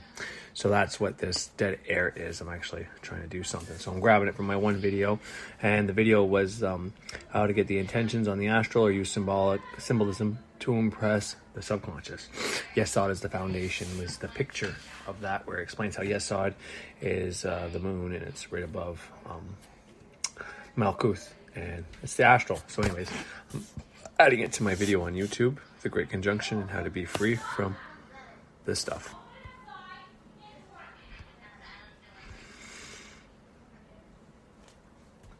Portents of the divine are waiting for you to notice them. And the exercises of this grade prod your mind to awaken from the fatalistic, automated laws of matter, as mentioned. This grade corresponds to the element of earth, represented by the tree of life Malkuth. Malkuth means kingdom, and in the Zelator grade you will contact, purify, and consolidate the forces of the kingdom of the physical world in your aura. The purpose of the lesser banishing ritual of the pentagram was to remove you from the influence of elements entirely. It has supposedly at this point established that darkly splendid world 99. Page 101 of 372, 100 Chapter 5, a level playing field for you to begin experiencing the elements, a fire being one at a time, each in controlled isolation.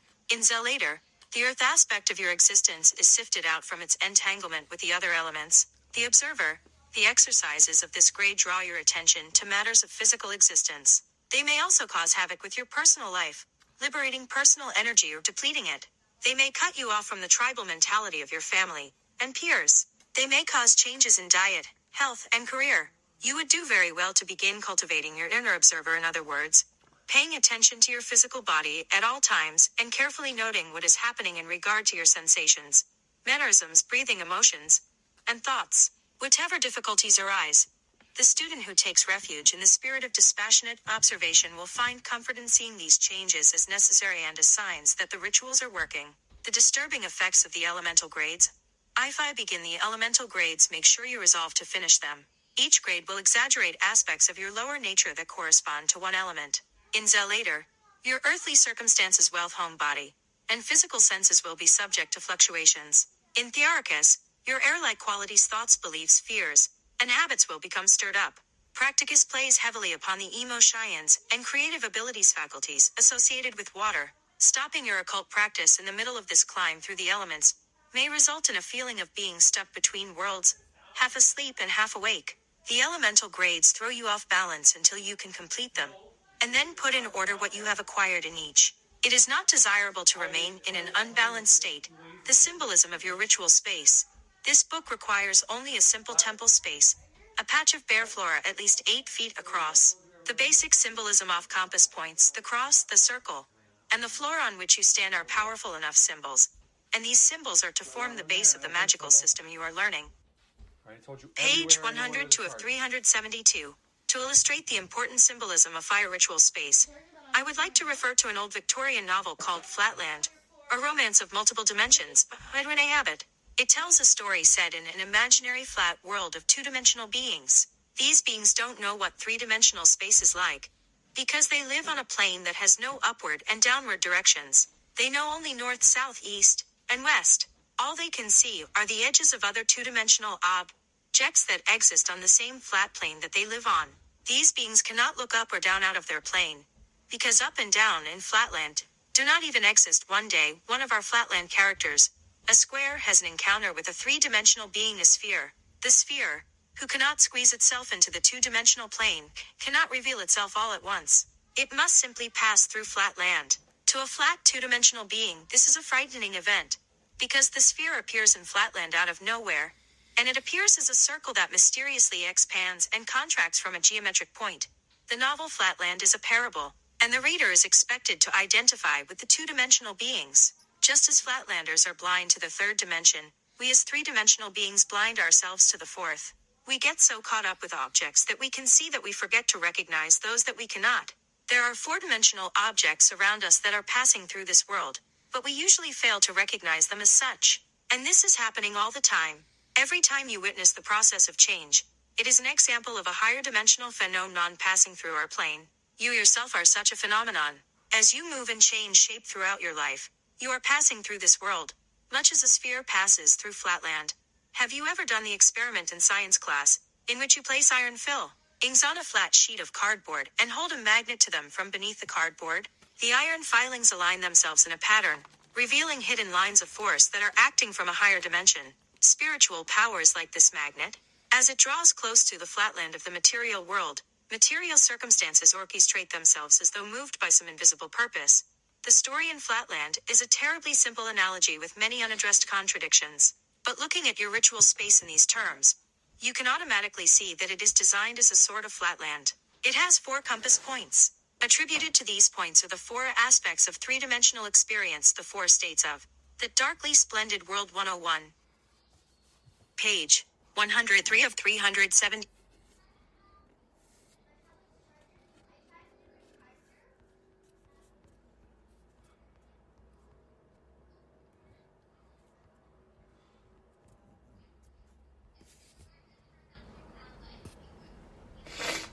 Shalom, friend. Today I wanted to give you a wonderful gift, the Jewish book of First Enoch. This is a fascinating book. Perhaps you're aware that the New Testament authors, who were all Jewish, knew about it, referred to it, and some even quoted from it directly. Yet for a variety of intriguing reasons, all the books of Enoch, there are more than one, did not make it into the so-called Old Testament. He's always the last one.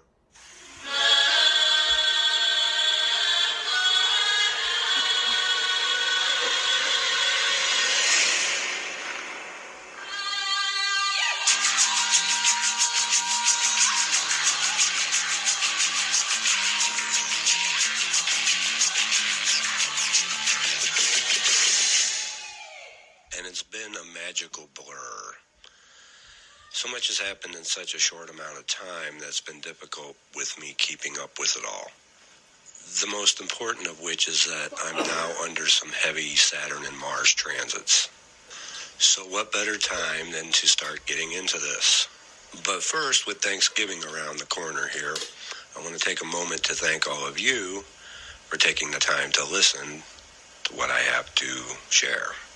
And it's my hope that you're able to take it far and beyond what I've been able to do to improve your life and the lives of others. It's the hope of every teacher that the student surpasses him, or it should be. Otherwise, what's the point in teaching? And being on the verge of 200 subscribers now is just wow. So thank you. I do try to respond to each and every message that I get. I've gotten more than a few asking about the Holy Guardian Angel. And yes, we will get to that. But we have to go through certain things first. I mean, if you really want to be technical about it, this entire series has been priming for just that. One needs to learn how to communicate effectively with the subconscious to effectively communicate with the HGA. Okay? Now, I'm still figuring out the whole Google Plus thing, so I know there's been messages sent to me on there. Just bear with me until I get it figured out. But I appreciate all the kind words. Thank you. Now, we have a lot to get into, so let's get into it. Most people would be surprised to learn that most everything in society is based upon astrology and occultism. But it's hidden in plain sight. For example, the days of the week are named after the planets, the 7 traditional planets.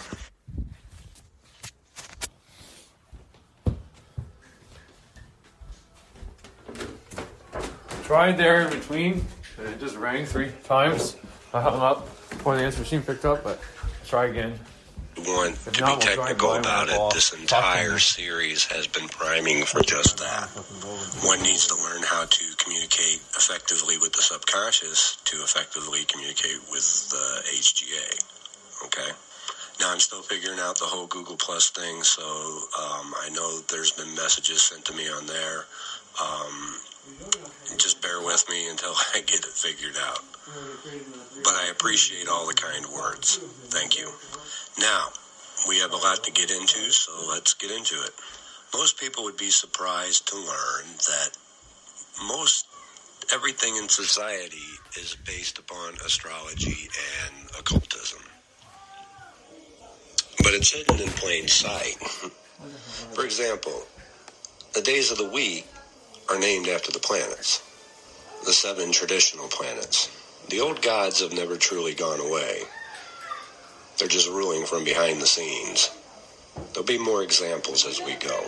What one needs to understand in astrology is that the planets don't just correspond to the celestial spherical objects in the sky that you see, but they also correspond to certain aspects of the human psyche within the subconscious mind. For example, anytime that you get angry, you're invoking an aspect of Mars. Anytime you feel love, you're invoking an aspect of Venus. And so what you learn in astrology is that you hear the sayings that we're all one, or nobody's cut from a different cloth. Well, that's true. It's always the same 7 players over and over again, in every story, mythological or modern. In all your interactions, your states of mind. The difference is where the planets are placed in someone's chart and how they aspect other planets, because some planets play nice with each other and some do not. Everyone has the same planets, the same signs, and the same houses in their chart. It's just that the positioning is different. Now, I previously said I would tell you about an easy method to learn astrology that I use personally. And this method is the keyword method. And it's simply keeping track of the keywords of correspondences to planets, signs, and houses. The astrology books will give you your starter correspondences. But you're always going to learn more as you go. And so it's necessary to write them down. After a while, you just know them. The book 777 by Aleister Crowley is an encyclopedia of correspondences. And if someone ever wondered why we use certain plants and herbs in our magic rituals, it's for their planetary and astrological correspondences. These things have a certain frequency and vibration to them, when we get in the law of vibration, that resonates with the planets and the subconscious psyche of people. What's that? So let's just take one of the planets now, and we're going to take the granddaddy of them all, and we're going to be talking about Saturn. Saturn gets a bad rap in astrology, and it's only half deserved, because every planet has polarity to it as well. There's going to be a positive and a negative side to each of the planets. And Saturn is one of the planets that everybody seems to focus on the negative aspects of it. And it is a pretty negative planet. It corresponds with Binah, the Sephiroth Binah on the Tree of Life. which is on the negative pillar of severity. But Saturn is a necessary planet. And even more so than many magical practitioners may even know. Saturn is well known for representing limitations, obstacles, boundaries, the word no. And Saturn is the strict disciplinarian. Saturn takes things away. Saturn banishes and binds. Saturn rules over time and cycles. It's known as the planet of karma, at least the Western idea of karma. Saturn corresponds to dissolution and decomposition. It is known as the planet of death. Saturn's color is black. Saturn represents the father, authority figures, the boss. Saturn is cold and serious. Saturn governs patience, structure, and organization. So, let's go over these things a little bit in more detail. I'll try not to blow your minds too much. The limitations and obstacles and boundaries that Saturn represents and gets a bad rap for are necessary. For without limitations and boundaries, how can you differentiate between one thing and another? If there's no space between one thing and another, then there cannot be different things. There cannot be different structures. Saturn rules the physical realm. Every physical object has structure and is therefore bound by time. For there is no time in spirit. Only the physical is bound by time. Limitations and boundaries. Every magic circle that you step into, that circle is a Saturn circle. The circle differentiates between one space and another by the most efficient means possible. Saturn doesn't like to waste anything. Saturn rules cycles. It likes to recycle. It doesn't like to let anything go to waste. We all know that electricity flows from the positive terminal to the negative terminal. Saturn is that negative terminal. When it comes to physicality, it's the final destination in the circuit of life, where Saturn will then recycle the energy. If it had a motto, it would be, it's a dirty job, but somebody's got to do it. Saturn takes its job and duty very seriously. In fact, it rules over duties, obligations, and contracts. A contract is binding. There's your clue. Saturn binds things. All the other planets are within Saturn's orbit, within Saturn's circle, including Earth. One ring to rule them all. One ring to rule them all. One ring to fight them. One ring to bring them all within the darkness. Fight.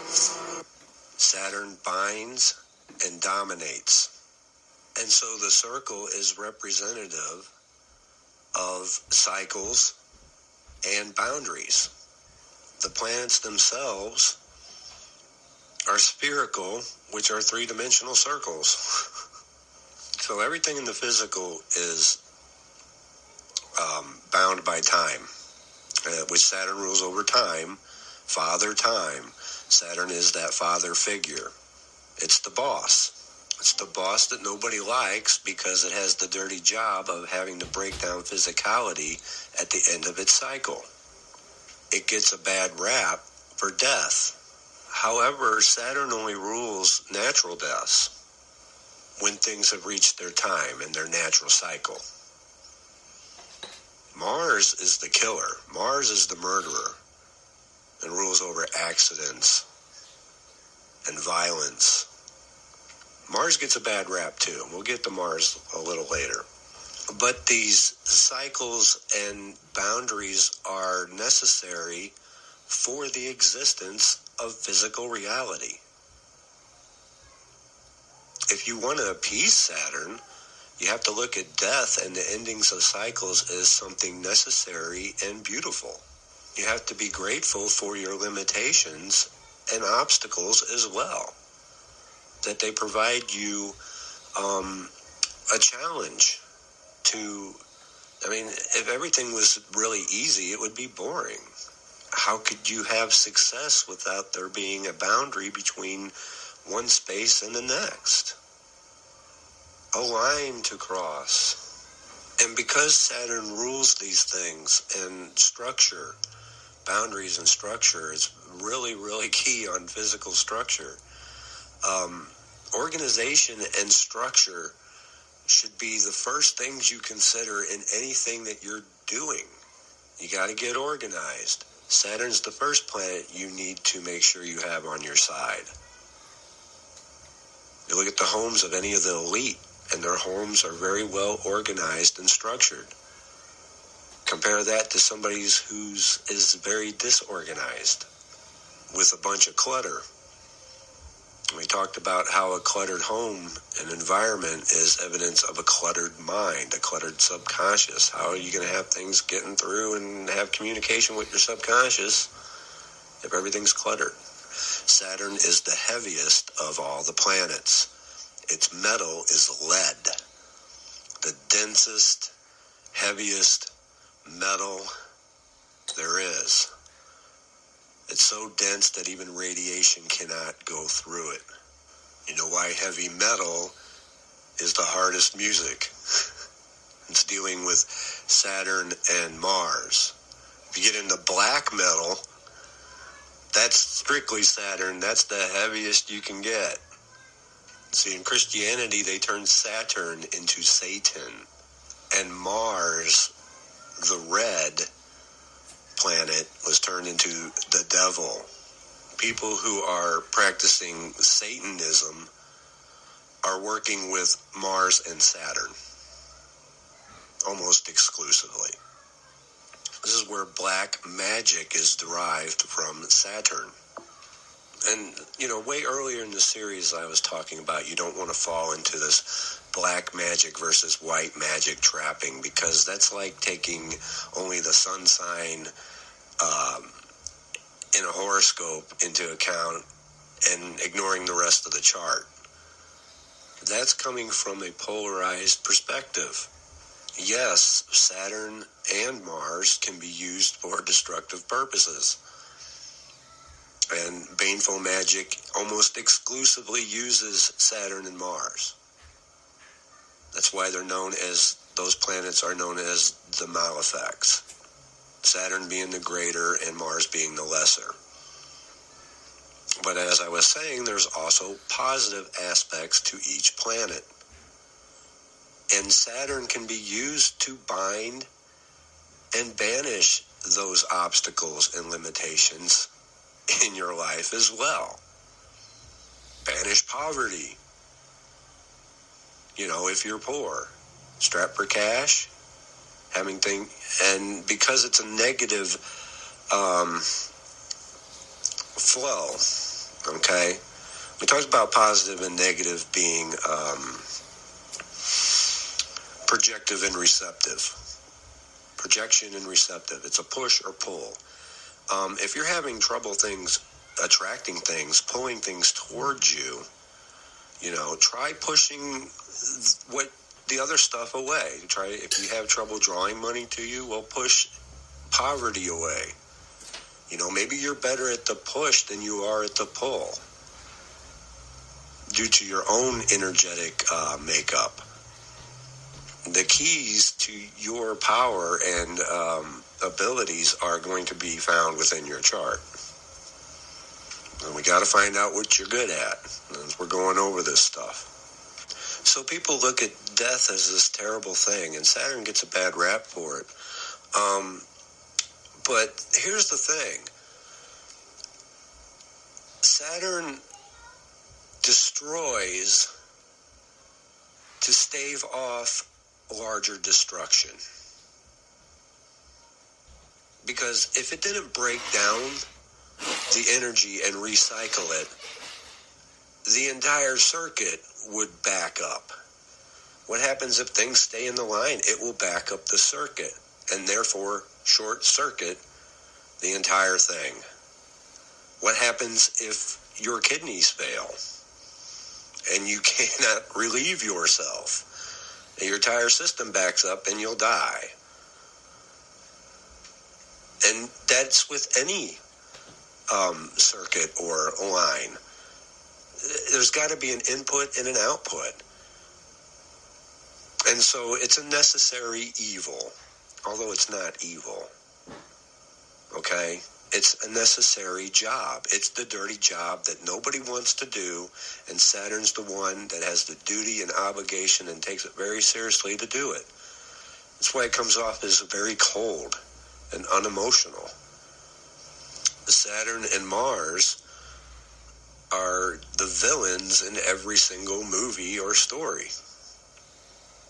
Well, occasionally Mercury. You know, Mercury goes retrograde and it becomes the trickster. Loki in the Thor movies is actually Mercury.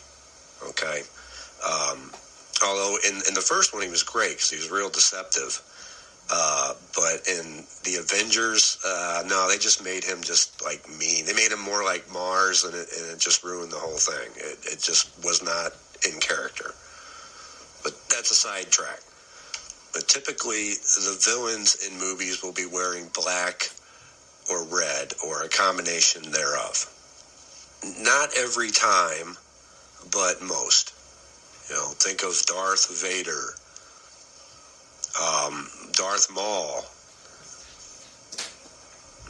I just watched the Man of Steel movie not that long ago, and it had, Zod was wearing black. You know, they all wear black and red. And in movies, if there's more than one villain, you know, the main villain will always be Saturn. It will be always the most organized. It will be the boss villain. The more calculated one.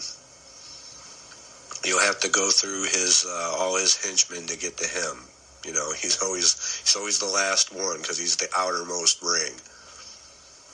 And we're gonna start getting into some of these archetypes a bit later on, and why you should not take on the villain or supervillain persona, because that's what you're doing when you're doing like baneful magic, is you're taking on the supervillain archetype. And the subconscious already knows that the supervillain always loses.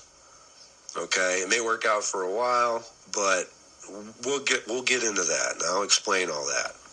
So Saturn's function and duty to destroy, to prevent further destruction, gives us the ability to banish our own obstacles.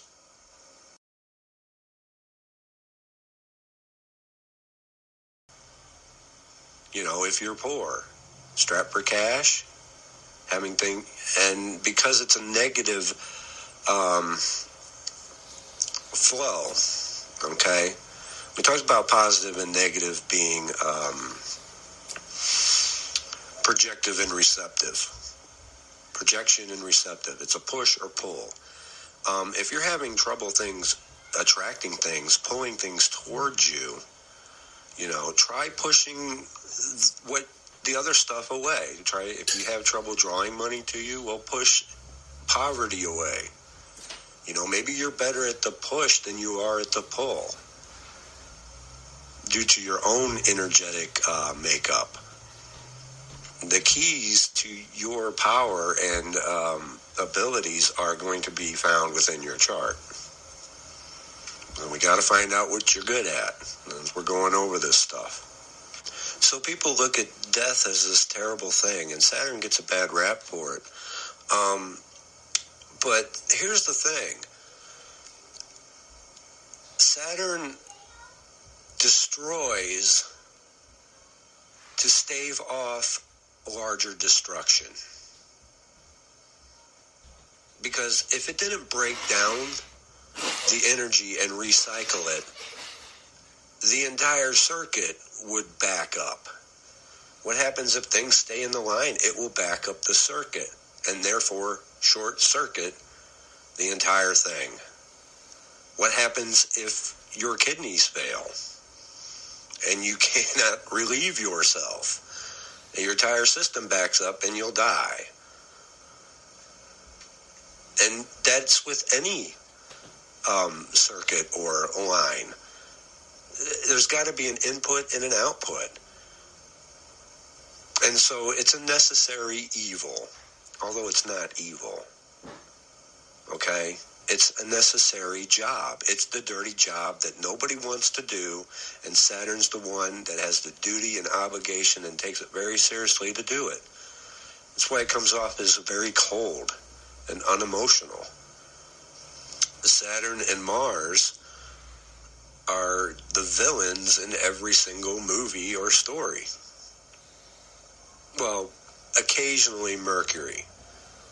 Mercury goes retrograde and it becomes the trickster. Loki in the Thor movies is actually Mercury. Okay? Although in the first one he was great because he was real deceptive. But in the Avengers, no, they just made him just like mean. They made him more like Mars, and it just ruined the whole thing. It just was not in character. But that's a sidetrack. But typically, the villains in movies will be wearing black or red or a combination thereof. Not every time, but most. Think of Darth Vader. Darth Maul. I just watched the Man of Steel movie not that long ago, and it had, Zod was wearing black. They all wear black and red. And in movies, if there's more than one villain, the main villain will always be Saturn. It will be always the most organized. It will be the boss villain. The more calculated one. You'll have to go through all his henchmen to get to him. He's always the last one because he's the outermost ring. And we're going to start getting into some of these archetypes a bit later on. And why you should not take on the villain or supervillain persona, because that's what you're doing when you're doing like baneful magic, is you're taking on the supervillain archetype. And the subconscious already knows that the supervillain always loses. Okay, it may work out for a while, but we'll get into that, and I'll explain all that. So Saturn's function and duty to destroy, to prevent further destruction, gives us the ability to banish our own obstacles, things that are preventing us from moving forward. The very things our own psyche, our own Saturn, have put in place to limit us. Self-limiting beliefs. Because at first it seems paradoxical to destroy to prevent further destruction, but I'm hoping you have a better understanding of that now. But Saturn also wants you to work hard and be disciplined about it. Here's another correspondence for you. Saturn is the 7th planet. Okay? And we know that it rules cycles, and 7 is the number of completion. Saturn is exalted in the 7th sign of Libra. And Libra is ruled by Venus, which corresponds with the 7th Sephiroth of Netzach on the Tree of Life. The numbers 3 and 7 have strong associations with Saturn. Now, why in the world would the planet associated with death and dissolution be exalted in the sign of relationships? And I'm just going to go ahead and give you a $1 million occult secret right now to you artists, musicians, and writers out there. If you want to have a hit, you need to write about a planet in exaltation. Okay? Blue Oyster Cult, their biggest hit today, Don't Fear the Reaper. is all about Saturn and Libra. Every action movie is where it's, the one that has to save the day, the sun save the day, is Sun in Aries, Sun exalted in Aries. So there's a big occult secret right there. You can use it, but you need to do it in the right way by actually honoring the planets, because they are exalted in that sign. That they like their story to be told, but they want to be exalted in you telling it and honoring them, okay? Do it for their exaltation, not your own, if you want to have success in that. It's the same players on every stage, but it's how the story is told and what the attention is that determines successful or unsuccessful. But back to how Saturn is exalted in the sign of Libra. And that's marriage. Till death do we part. The wedding ring on the finger that binds you now to your partner by way of a marriage license or contract that now gives you certain duties and obligations, and actually honoring the planets, because they are exalted in that sign. That they like their story to be told, but they want to be exalted in you telling it and honoring them, okay? Do it for their exaltation, not your own, if you want to have success in that. It's the same players on every stage, but it's how the story is told and what the attention is that determines successful or unsuccessful. But back to how Saturn is exalted in the sign of Libra. And that's marriage. Till death do we part. The wedding ring on the finger that binds you now to your partner by way of a marriage license or contract that now gives you certain duties and obligations and responsibilities to fulfill. And you also now have certain limitations imposed upon you. You're probably not going to be able to stay out until 4 in the morning while your partner waits at home and have a successful marriage. Saturn doesn't like the idea of an open marriage. Saturn is a traditionalist. He's a very old school guy. Now, Libra being the sign of balance and justice is why you see the judges in courts wearing black robes, and why the law is heavily based on contracts. And we'll get to that down the road. It's also why when Saturn was in Libra, we heard so much about gay marriage and equality in marriage. So that's Saturn in Libra. That's just the touch of it. And you can see how these things are right in front of your face, and yet nobody sees them. When I told you that there's just so much to this, I wasn't kidding. Now, Saturn's day is Saturday, and that's why it is the Jewish Sabbath. Christians' Sabbath day is Sunday. Christians are all about the sun. Judaism is all about Saturn, the Father and the Son. And no, I'm not kidding. Saturn and the Sun are polar opposites. One's cold, one's hot. One has the outermost orbit, one's directly in the center. One's Old Testament, one's New Testament. As you ever read the Bible and you read the Old Testament and the New Testament, you wonder why they're so completely different? That's why. The Old Testament had a very cold, wrathful, and seemingly detached God, and the New Testament had a loving, caring, forgiving God. The Bible itself is a book of polarity. You know why it has so many contradictions? But it's also what makes it so powerful, because polarity's built right into it. More on that later.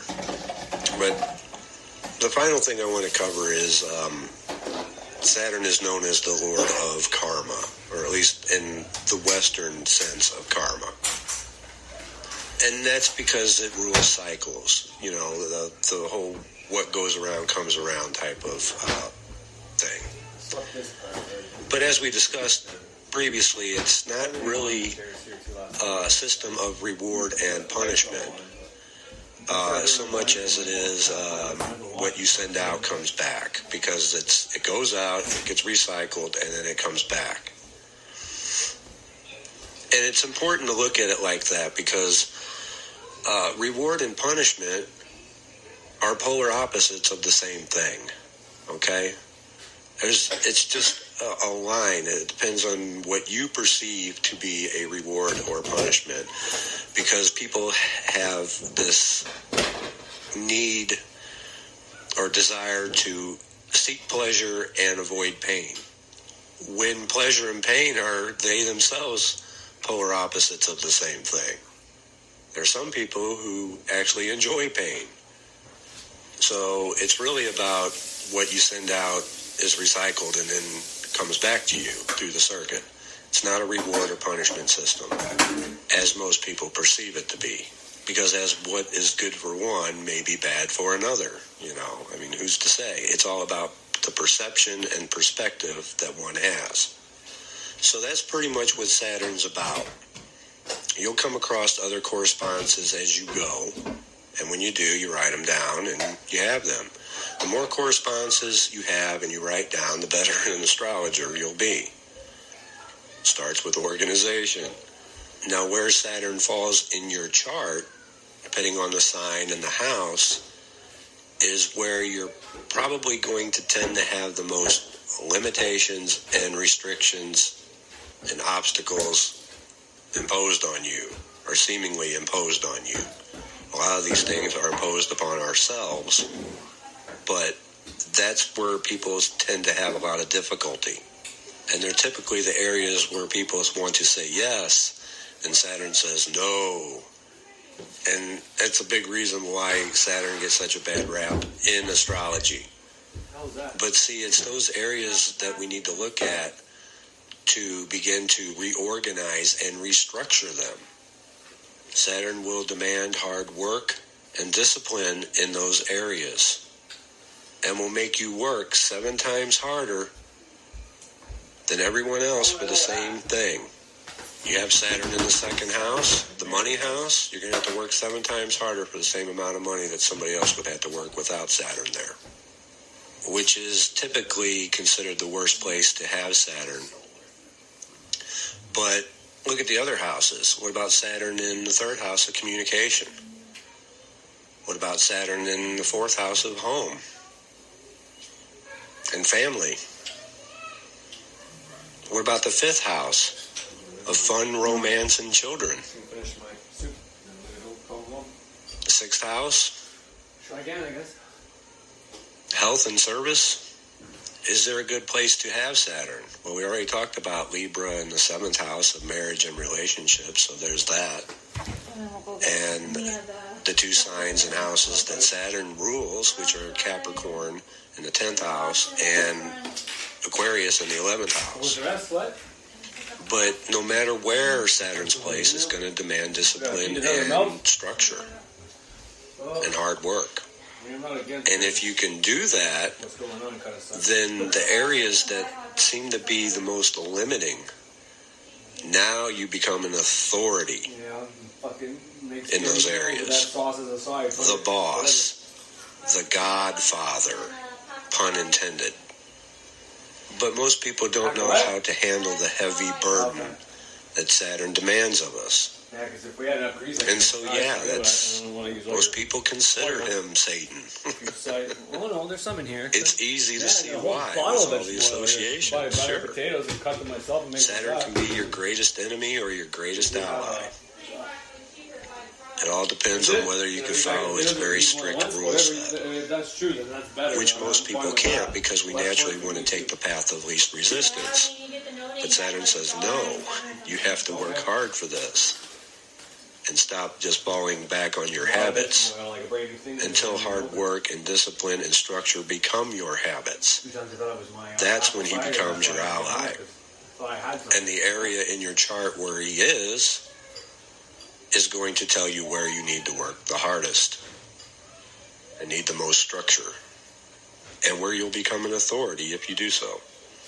And I think that will about do it on this lesson on the planet Saturn. And I don't mind taking extra time for the planet of time. Take care. Alchemy. So,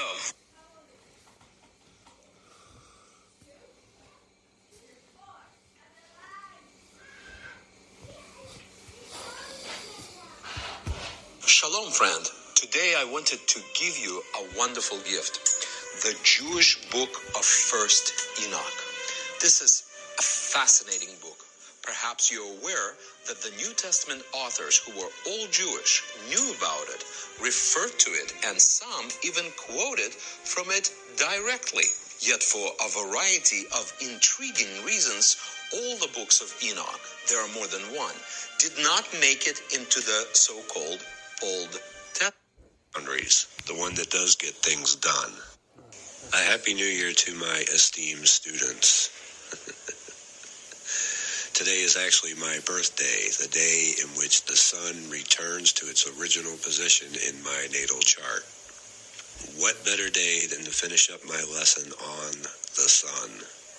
Now, the majority of this was previously recorded when I was having technical issues with my equipment. And you'll hear the hum in the background, hopefully for the last time. But this is also a great illustration of the lesson on the polarity between the Sun and Saturn and the obstacles that I had to go through just to be able to keep recording. So, let's get to it, shall we?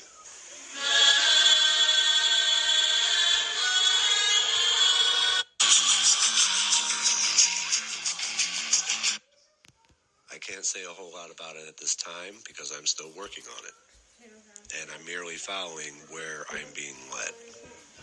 What I can say about it is that this is going to propel a lot of people to the next level.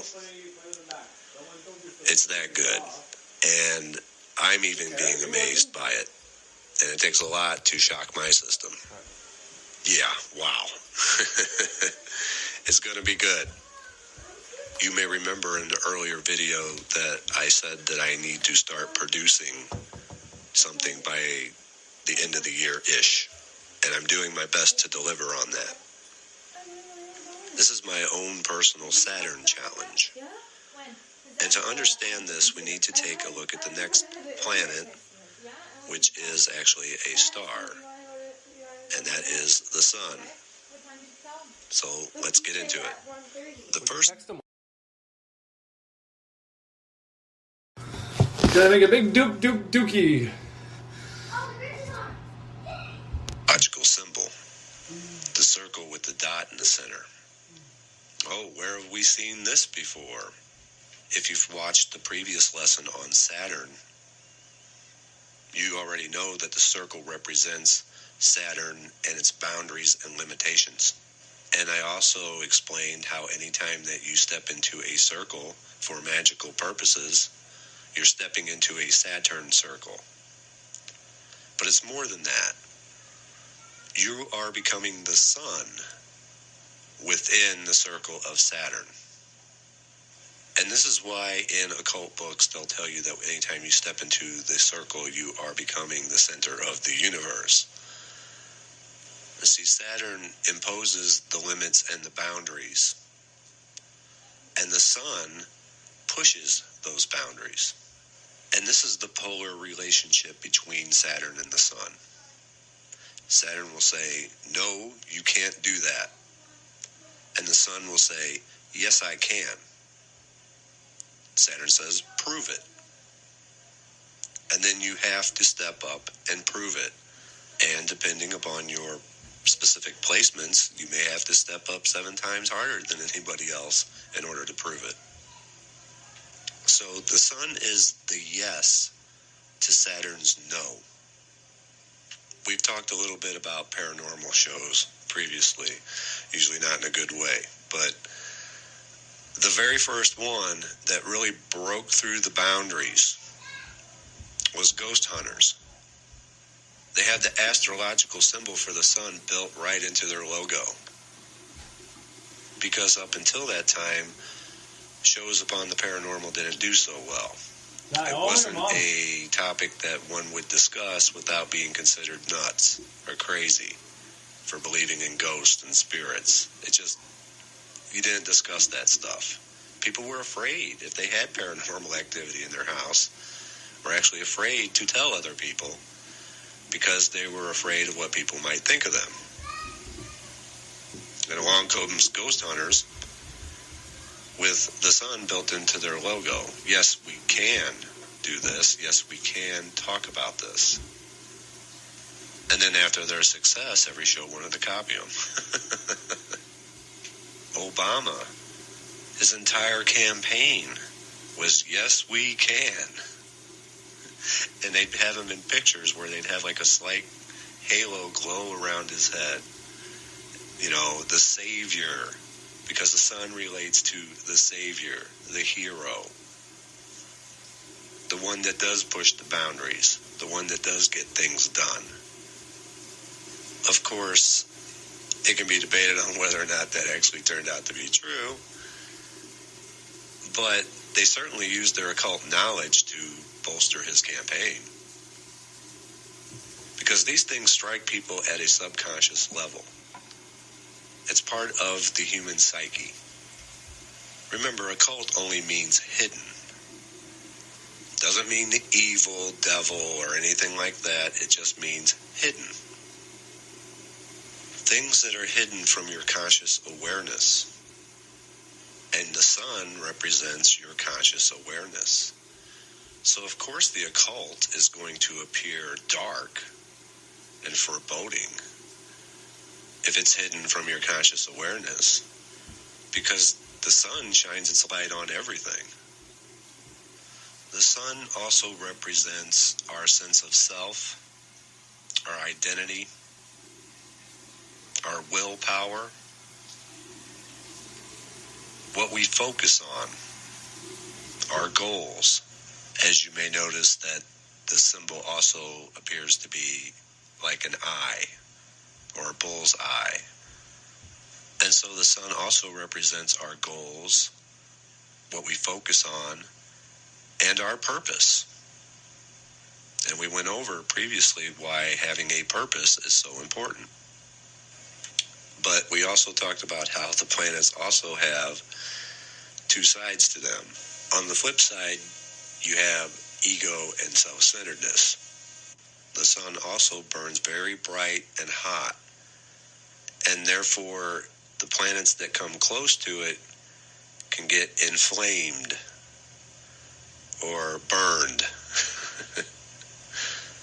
Now, when we get into how the signs govern the parts of the body, you'll see how when the sun travels through a certain sign and aspects different planets, that those parts of the body can become inflamed. But that's another talk for another time. The sign in the house of where your sun is in your chart is primarily where your focus is going to be. And the sun is also about self-expression, because we are expressive beings, and that's what the sun does. It projects and radiates out against those boundaries of Saturn. When you express yourself, you're expressing your sun. And on the Kabbalistic tree of life, the sun relates to the Sephiroth of Taparith, which is the heart center. Notice I said center. In order to have a stable center, you have to be yourself grounded and centered. The sun's sign is Leo, which is fixed fire. It's fixed. It doesn't budge. It's constant. If you really want to do something, if you really have a desire and the will to do something, Saturn's job is to get people to tell you you can't do it. No, you can't do that. The sun's job is to say, watch me. I'm going to do what's in my heart center, and I don't care what anyone says. It doesn't matter what obstacles are placed around me, what barriers are placed around me, what limitations surround me, or what anyone says. I'm going to push through that. If you allow others to dictate to you what you can and cannot do, or allow your obstacles and limitations prevent you from doing what's in your heart center, then you are at risk of Saturn winning that polarity battle and becoming what is known as the black sun.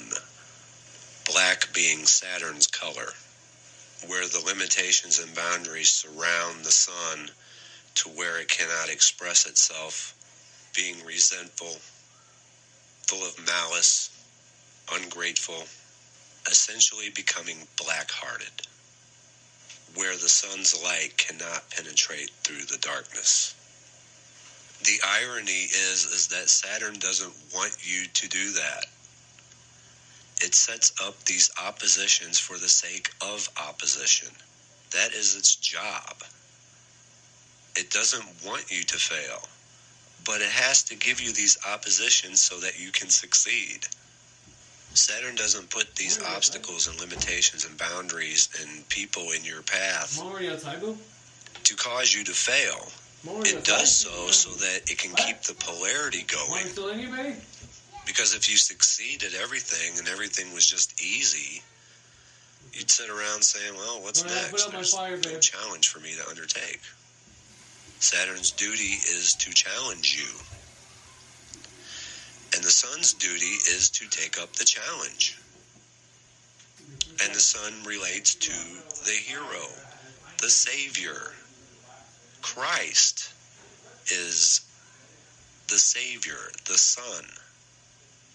The sun is exalted in Aries, because the sign of Aries also has to do with the sense of self. Its motto is, I am.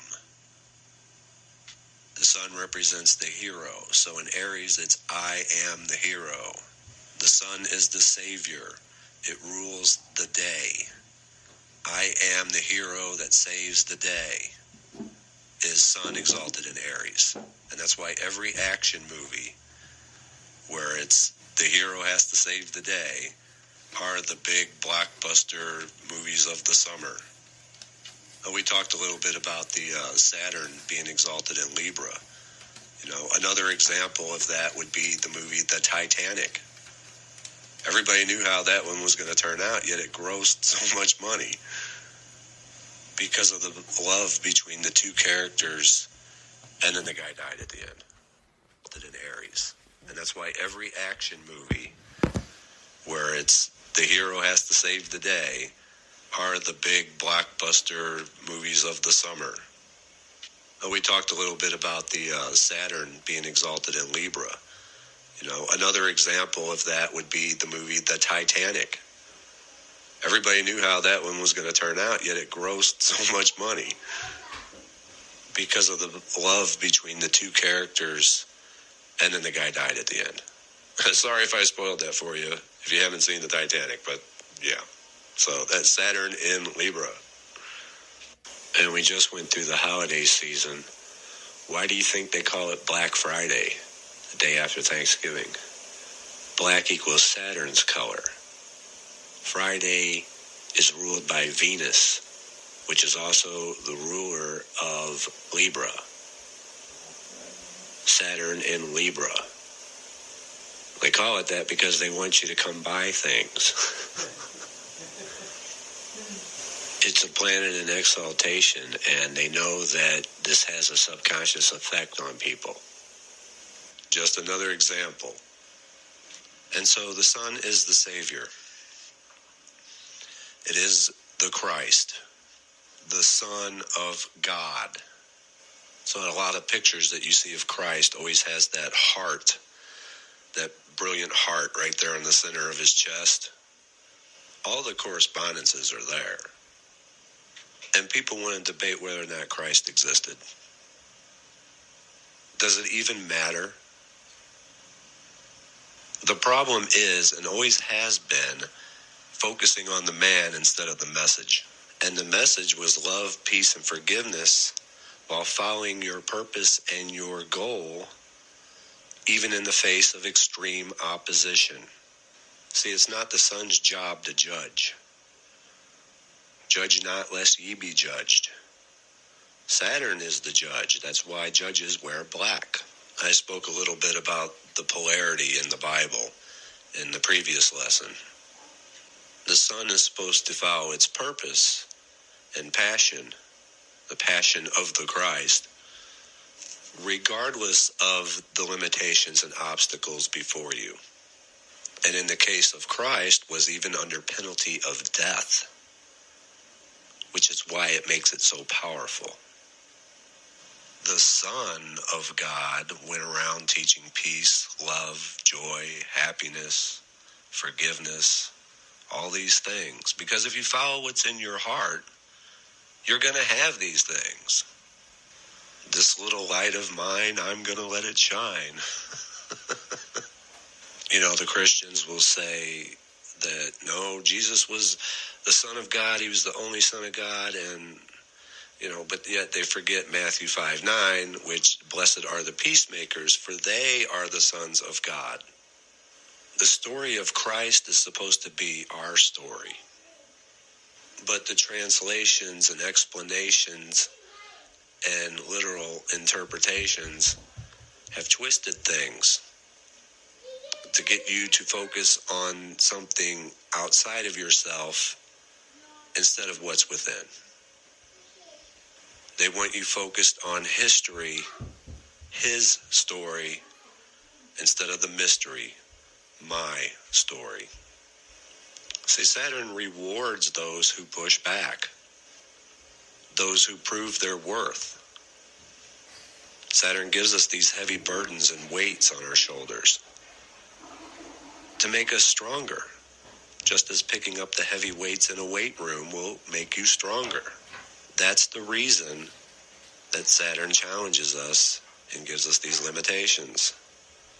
The sun rules over the sign of Leo, the mighty lion, Lion of Judah. This sign is a sign of romance, creativity, children, and fun and good times.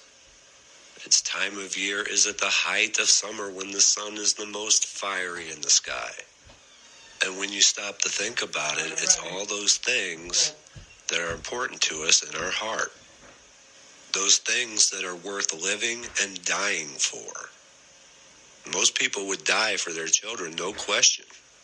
Is the story of Christ starting to make sense now?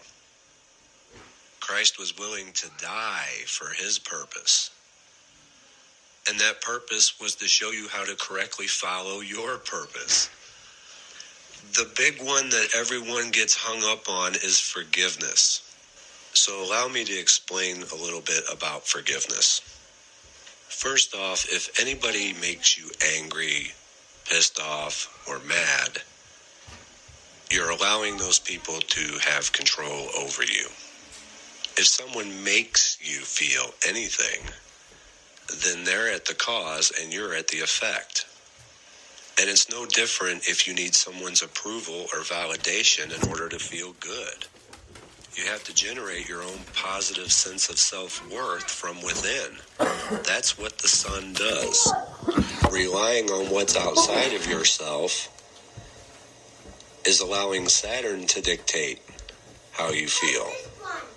Everyone runs around worrying about what everyone else is doing. They're playing the blame game, pointing the finger at everybody else as the cause of their problems, which is allowing the ring of Saturn to close in around you. See, Saturn demands responsibility, and the sun accepts the responsibility. So that's step one, is to accept the responsibility for yourself. The sun is supposed to push against Saturn's ring, but it's still within the ring. It still has to play by Saturn's rules. When people do you wrong and make you angry, understand that they're putting a charge on you, a negative charge.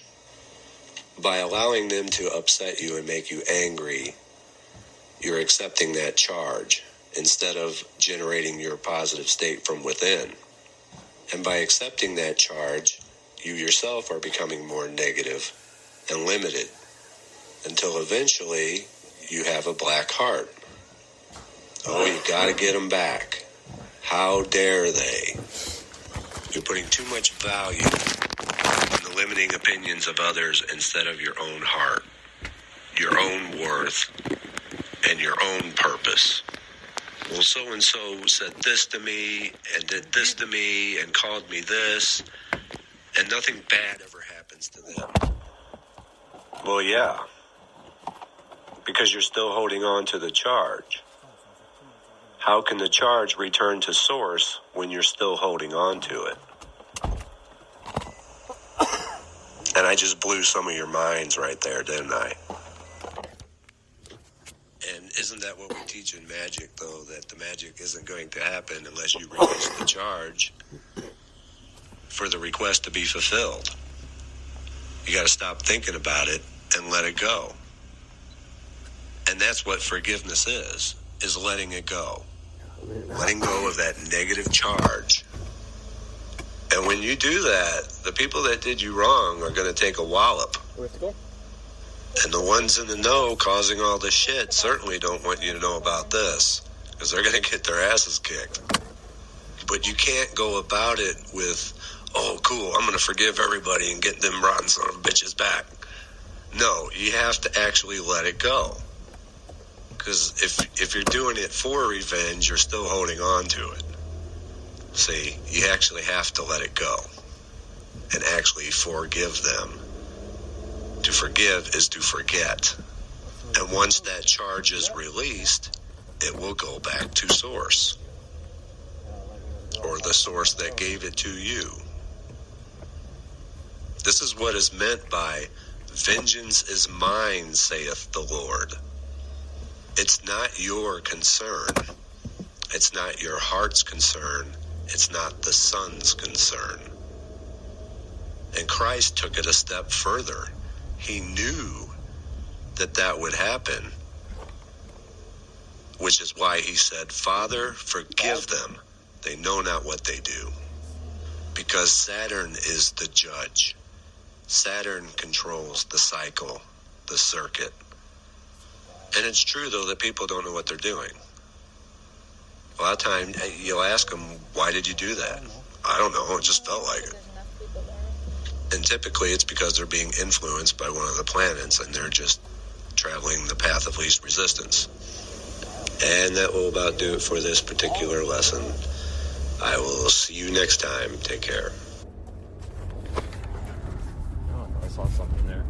Back end of like a Shepherd or something, like a German Shepherd or something.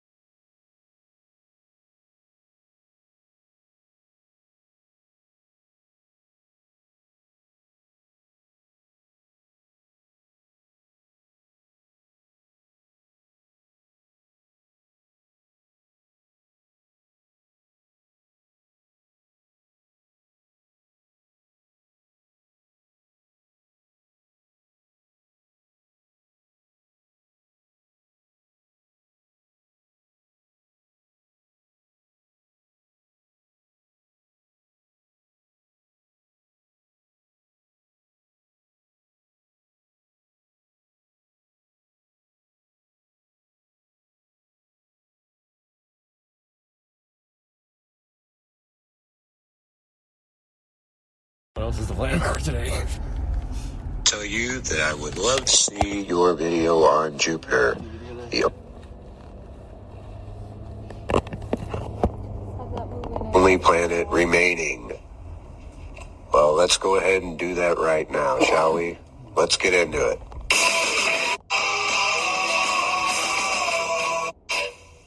The Roman god Jupiter is the equivalent of the Greek god Zeus, god of thunder, king of the gods. And in astrology, Jupiter is the benevolent king. He is known as the greater benefic, as most aspects to him are going to be beneficial. Jupiter is all about expansion and growth. So whatever Jupiter comes into contact with, he's going to expand that. So whereas Saturn is restrictive, Jupiter is expansive. And so those two planets are polar opposites in that regard. Jupiter is the planet of faith and optimism. Faith in a religion or a belief, an ideology. And you can see this in the signs that it rules over, which are Sagittarius and Pisces. Pisces also being co-ruled with Neptune. Sagittarius is all about seeking the truth, higher learning along with religion. And the motto for Pisces is, I believe. Jupiter is very optimistic, looking on the bright side of things. Jupiter is very jovial. In fact, the word jovial is derived from Jupiter. Jove is another name for Jupiter. Jovial is friendly, cheerful, jolly. And you can see this aspect of Jupiter this time of year in Santa Claus, a big old jolly fat guy bestowing gifts upon everyone. I would add that on top of being jovial, that Jupiter is the best storyteller. We all know that one guy at the party that everybody likes, that always has the best stories and can make everybody laugh. And what you're witnessing there is a really good placement of his Jupiter in action. However, the thing to keep in mind is that due to the expansive nature of Jupiter, those kind of stories are prone to exaggeration, embellishment, and are added on to. It's not that they didn't happen, it's just that Jupiter likes to make it bigger than it actually was. Jupiter is also a planet of protection. Wherever Jupiter falls in your chart, you're going to have some inherent protection, a natural protection in that area, because Jupiter is the big guy that's going to take the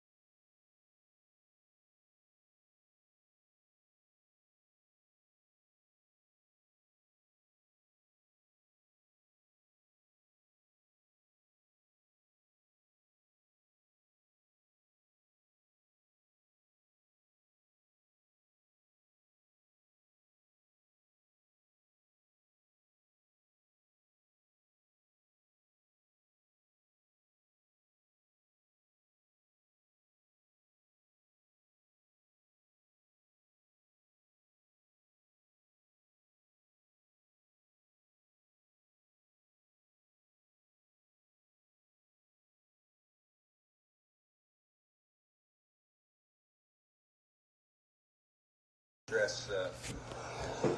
have to address a whole different world. Though I own an occult bookstore and a supply store and other type stuff, primarily, we're a bookstore, and books, unfortunately, are less popular than ever. Some people still read. They read on Kindles and stuff. But I have to address that, giving you a reading list is not always going to work with today's generation. They have different ways to learn, whether we like it, whether we don't like it, whether we're old-fashioned, and we think it's appalling. All this digital witchcraft, it should be in books. That's old-fashioned, and even though I'm an elder in my midst, I try not to get too old-fashioned. I try to keep up on things, and that's why we're on YouTube. We're also on YouTube because a 14-year-old student of mine, brief student, took 2 classes of an intro course, appeared out on YouTube teaching.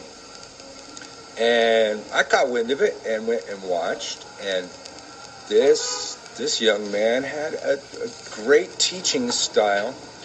He remembered more out of the 2 classes without taking any notes than people that sit through all my classes, retransmitted it with his own flair on it, and then he was out there on YouTube.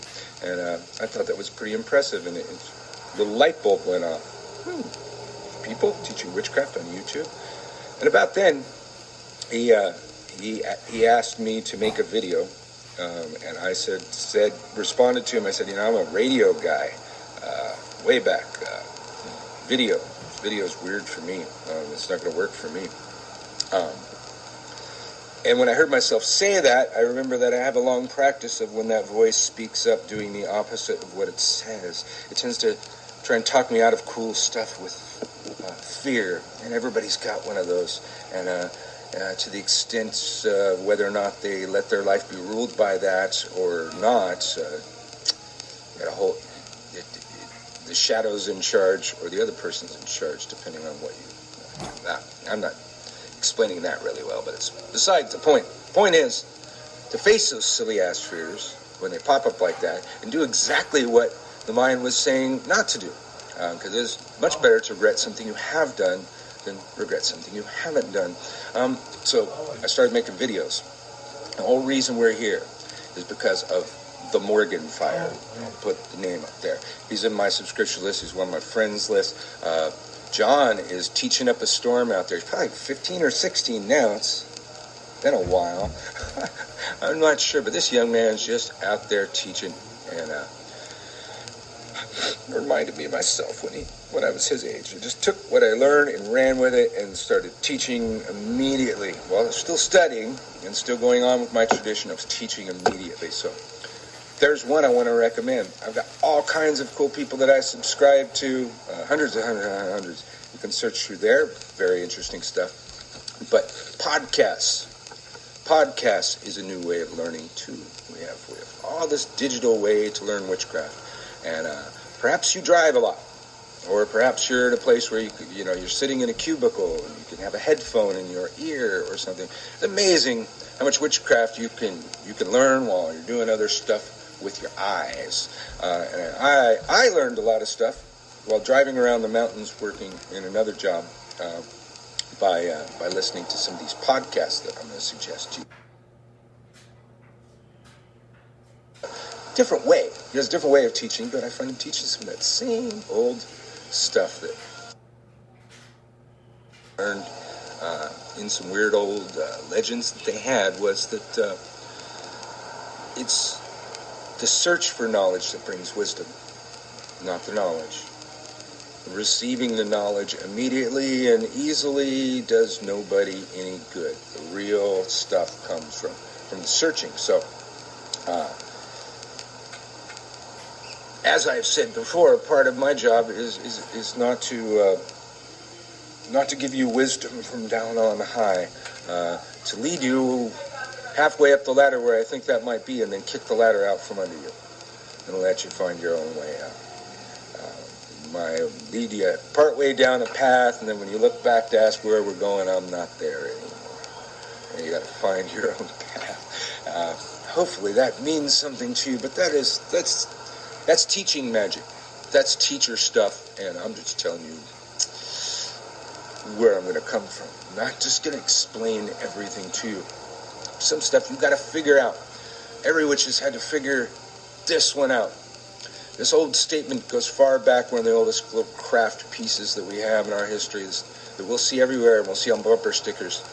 As above, so below. We have to figure out what that means. As above, so below. So much of your craft is going to depend on that. But the statement was longer when I was younger, and it was as above, so below, as without, so within. Clarified one of its meanings a bit. Throw that one at you. And then, right away, we need to talk a little bit about magic to get into the next part. The most common type of magic that we'll be seeing in witchcraft is actually sorcery. Sorcery is the using of physical objects to do magic with. You know, candles, roots, rocks, sticks, stones, what have you, bones. Using any props is technically sorcery. But then there's magical law. The law of sympathetic magic we will see used more than most of the other magics right away. The law of sympathetic magic states that like attracts like. And we're going to be seeing that everywhere. It's the reason for a god and goddess statue on your altar, to attract the likeness of the god and goddess. It's the reason for standing in a particular position in the circle, to attract the likeness of whoever stood in that position. Probably most known to us from the Hollywood voodoo doll. I'll say Hollywood voodoo doll because we all know enough of what we need to know just from watching too many stupid movies over the years. They got some points right. And I wanted to clarify. We know of the Hollywood voodoo dolls. You get a doll that looks like somebody. You get their hair, their fingernails. You sew them into the doll. There's some special herbs or something that go into the doll too. Maybe some roots, bones, other stuff depending on the doll. But then, you stick it with the pin, and then they go out wherever they are, that person. Well, it doesn't really work like that. But it's getting the point across that these likenesses attract the likenesses.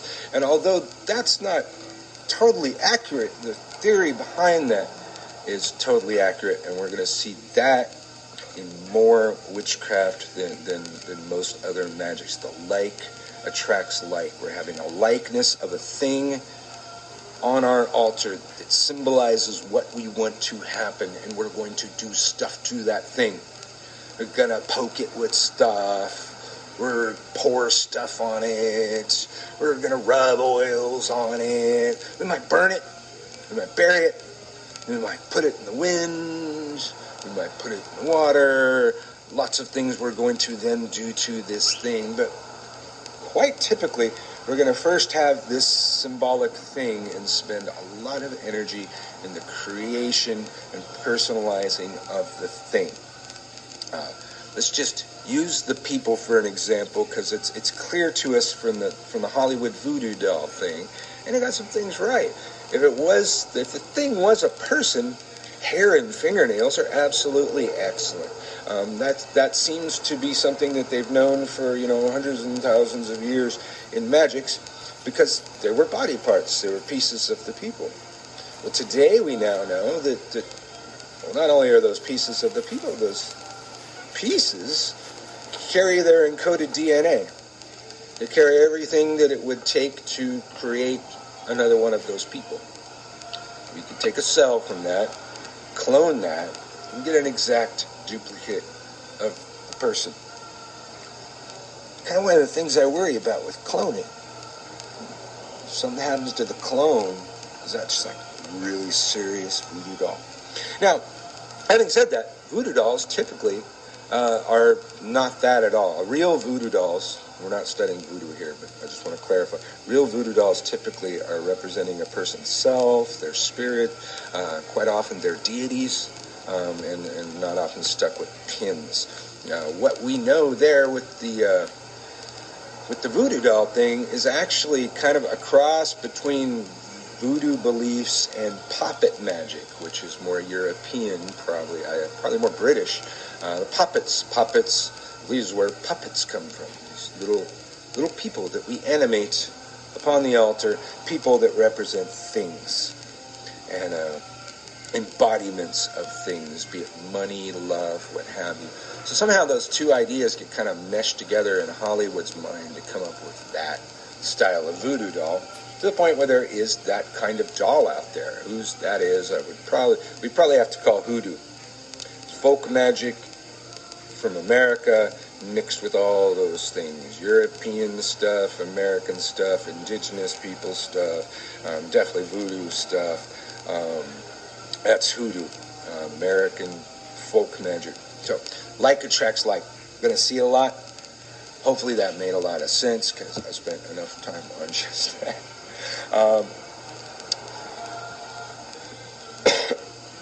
Symbols is huge. Modern psychology comes pretty much from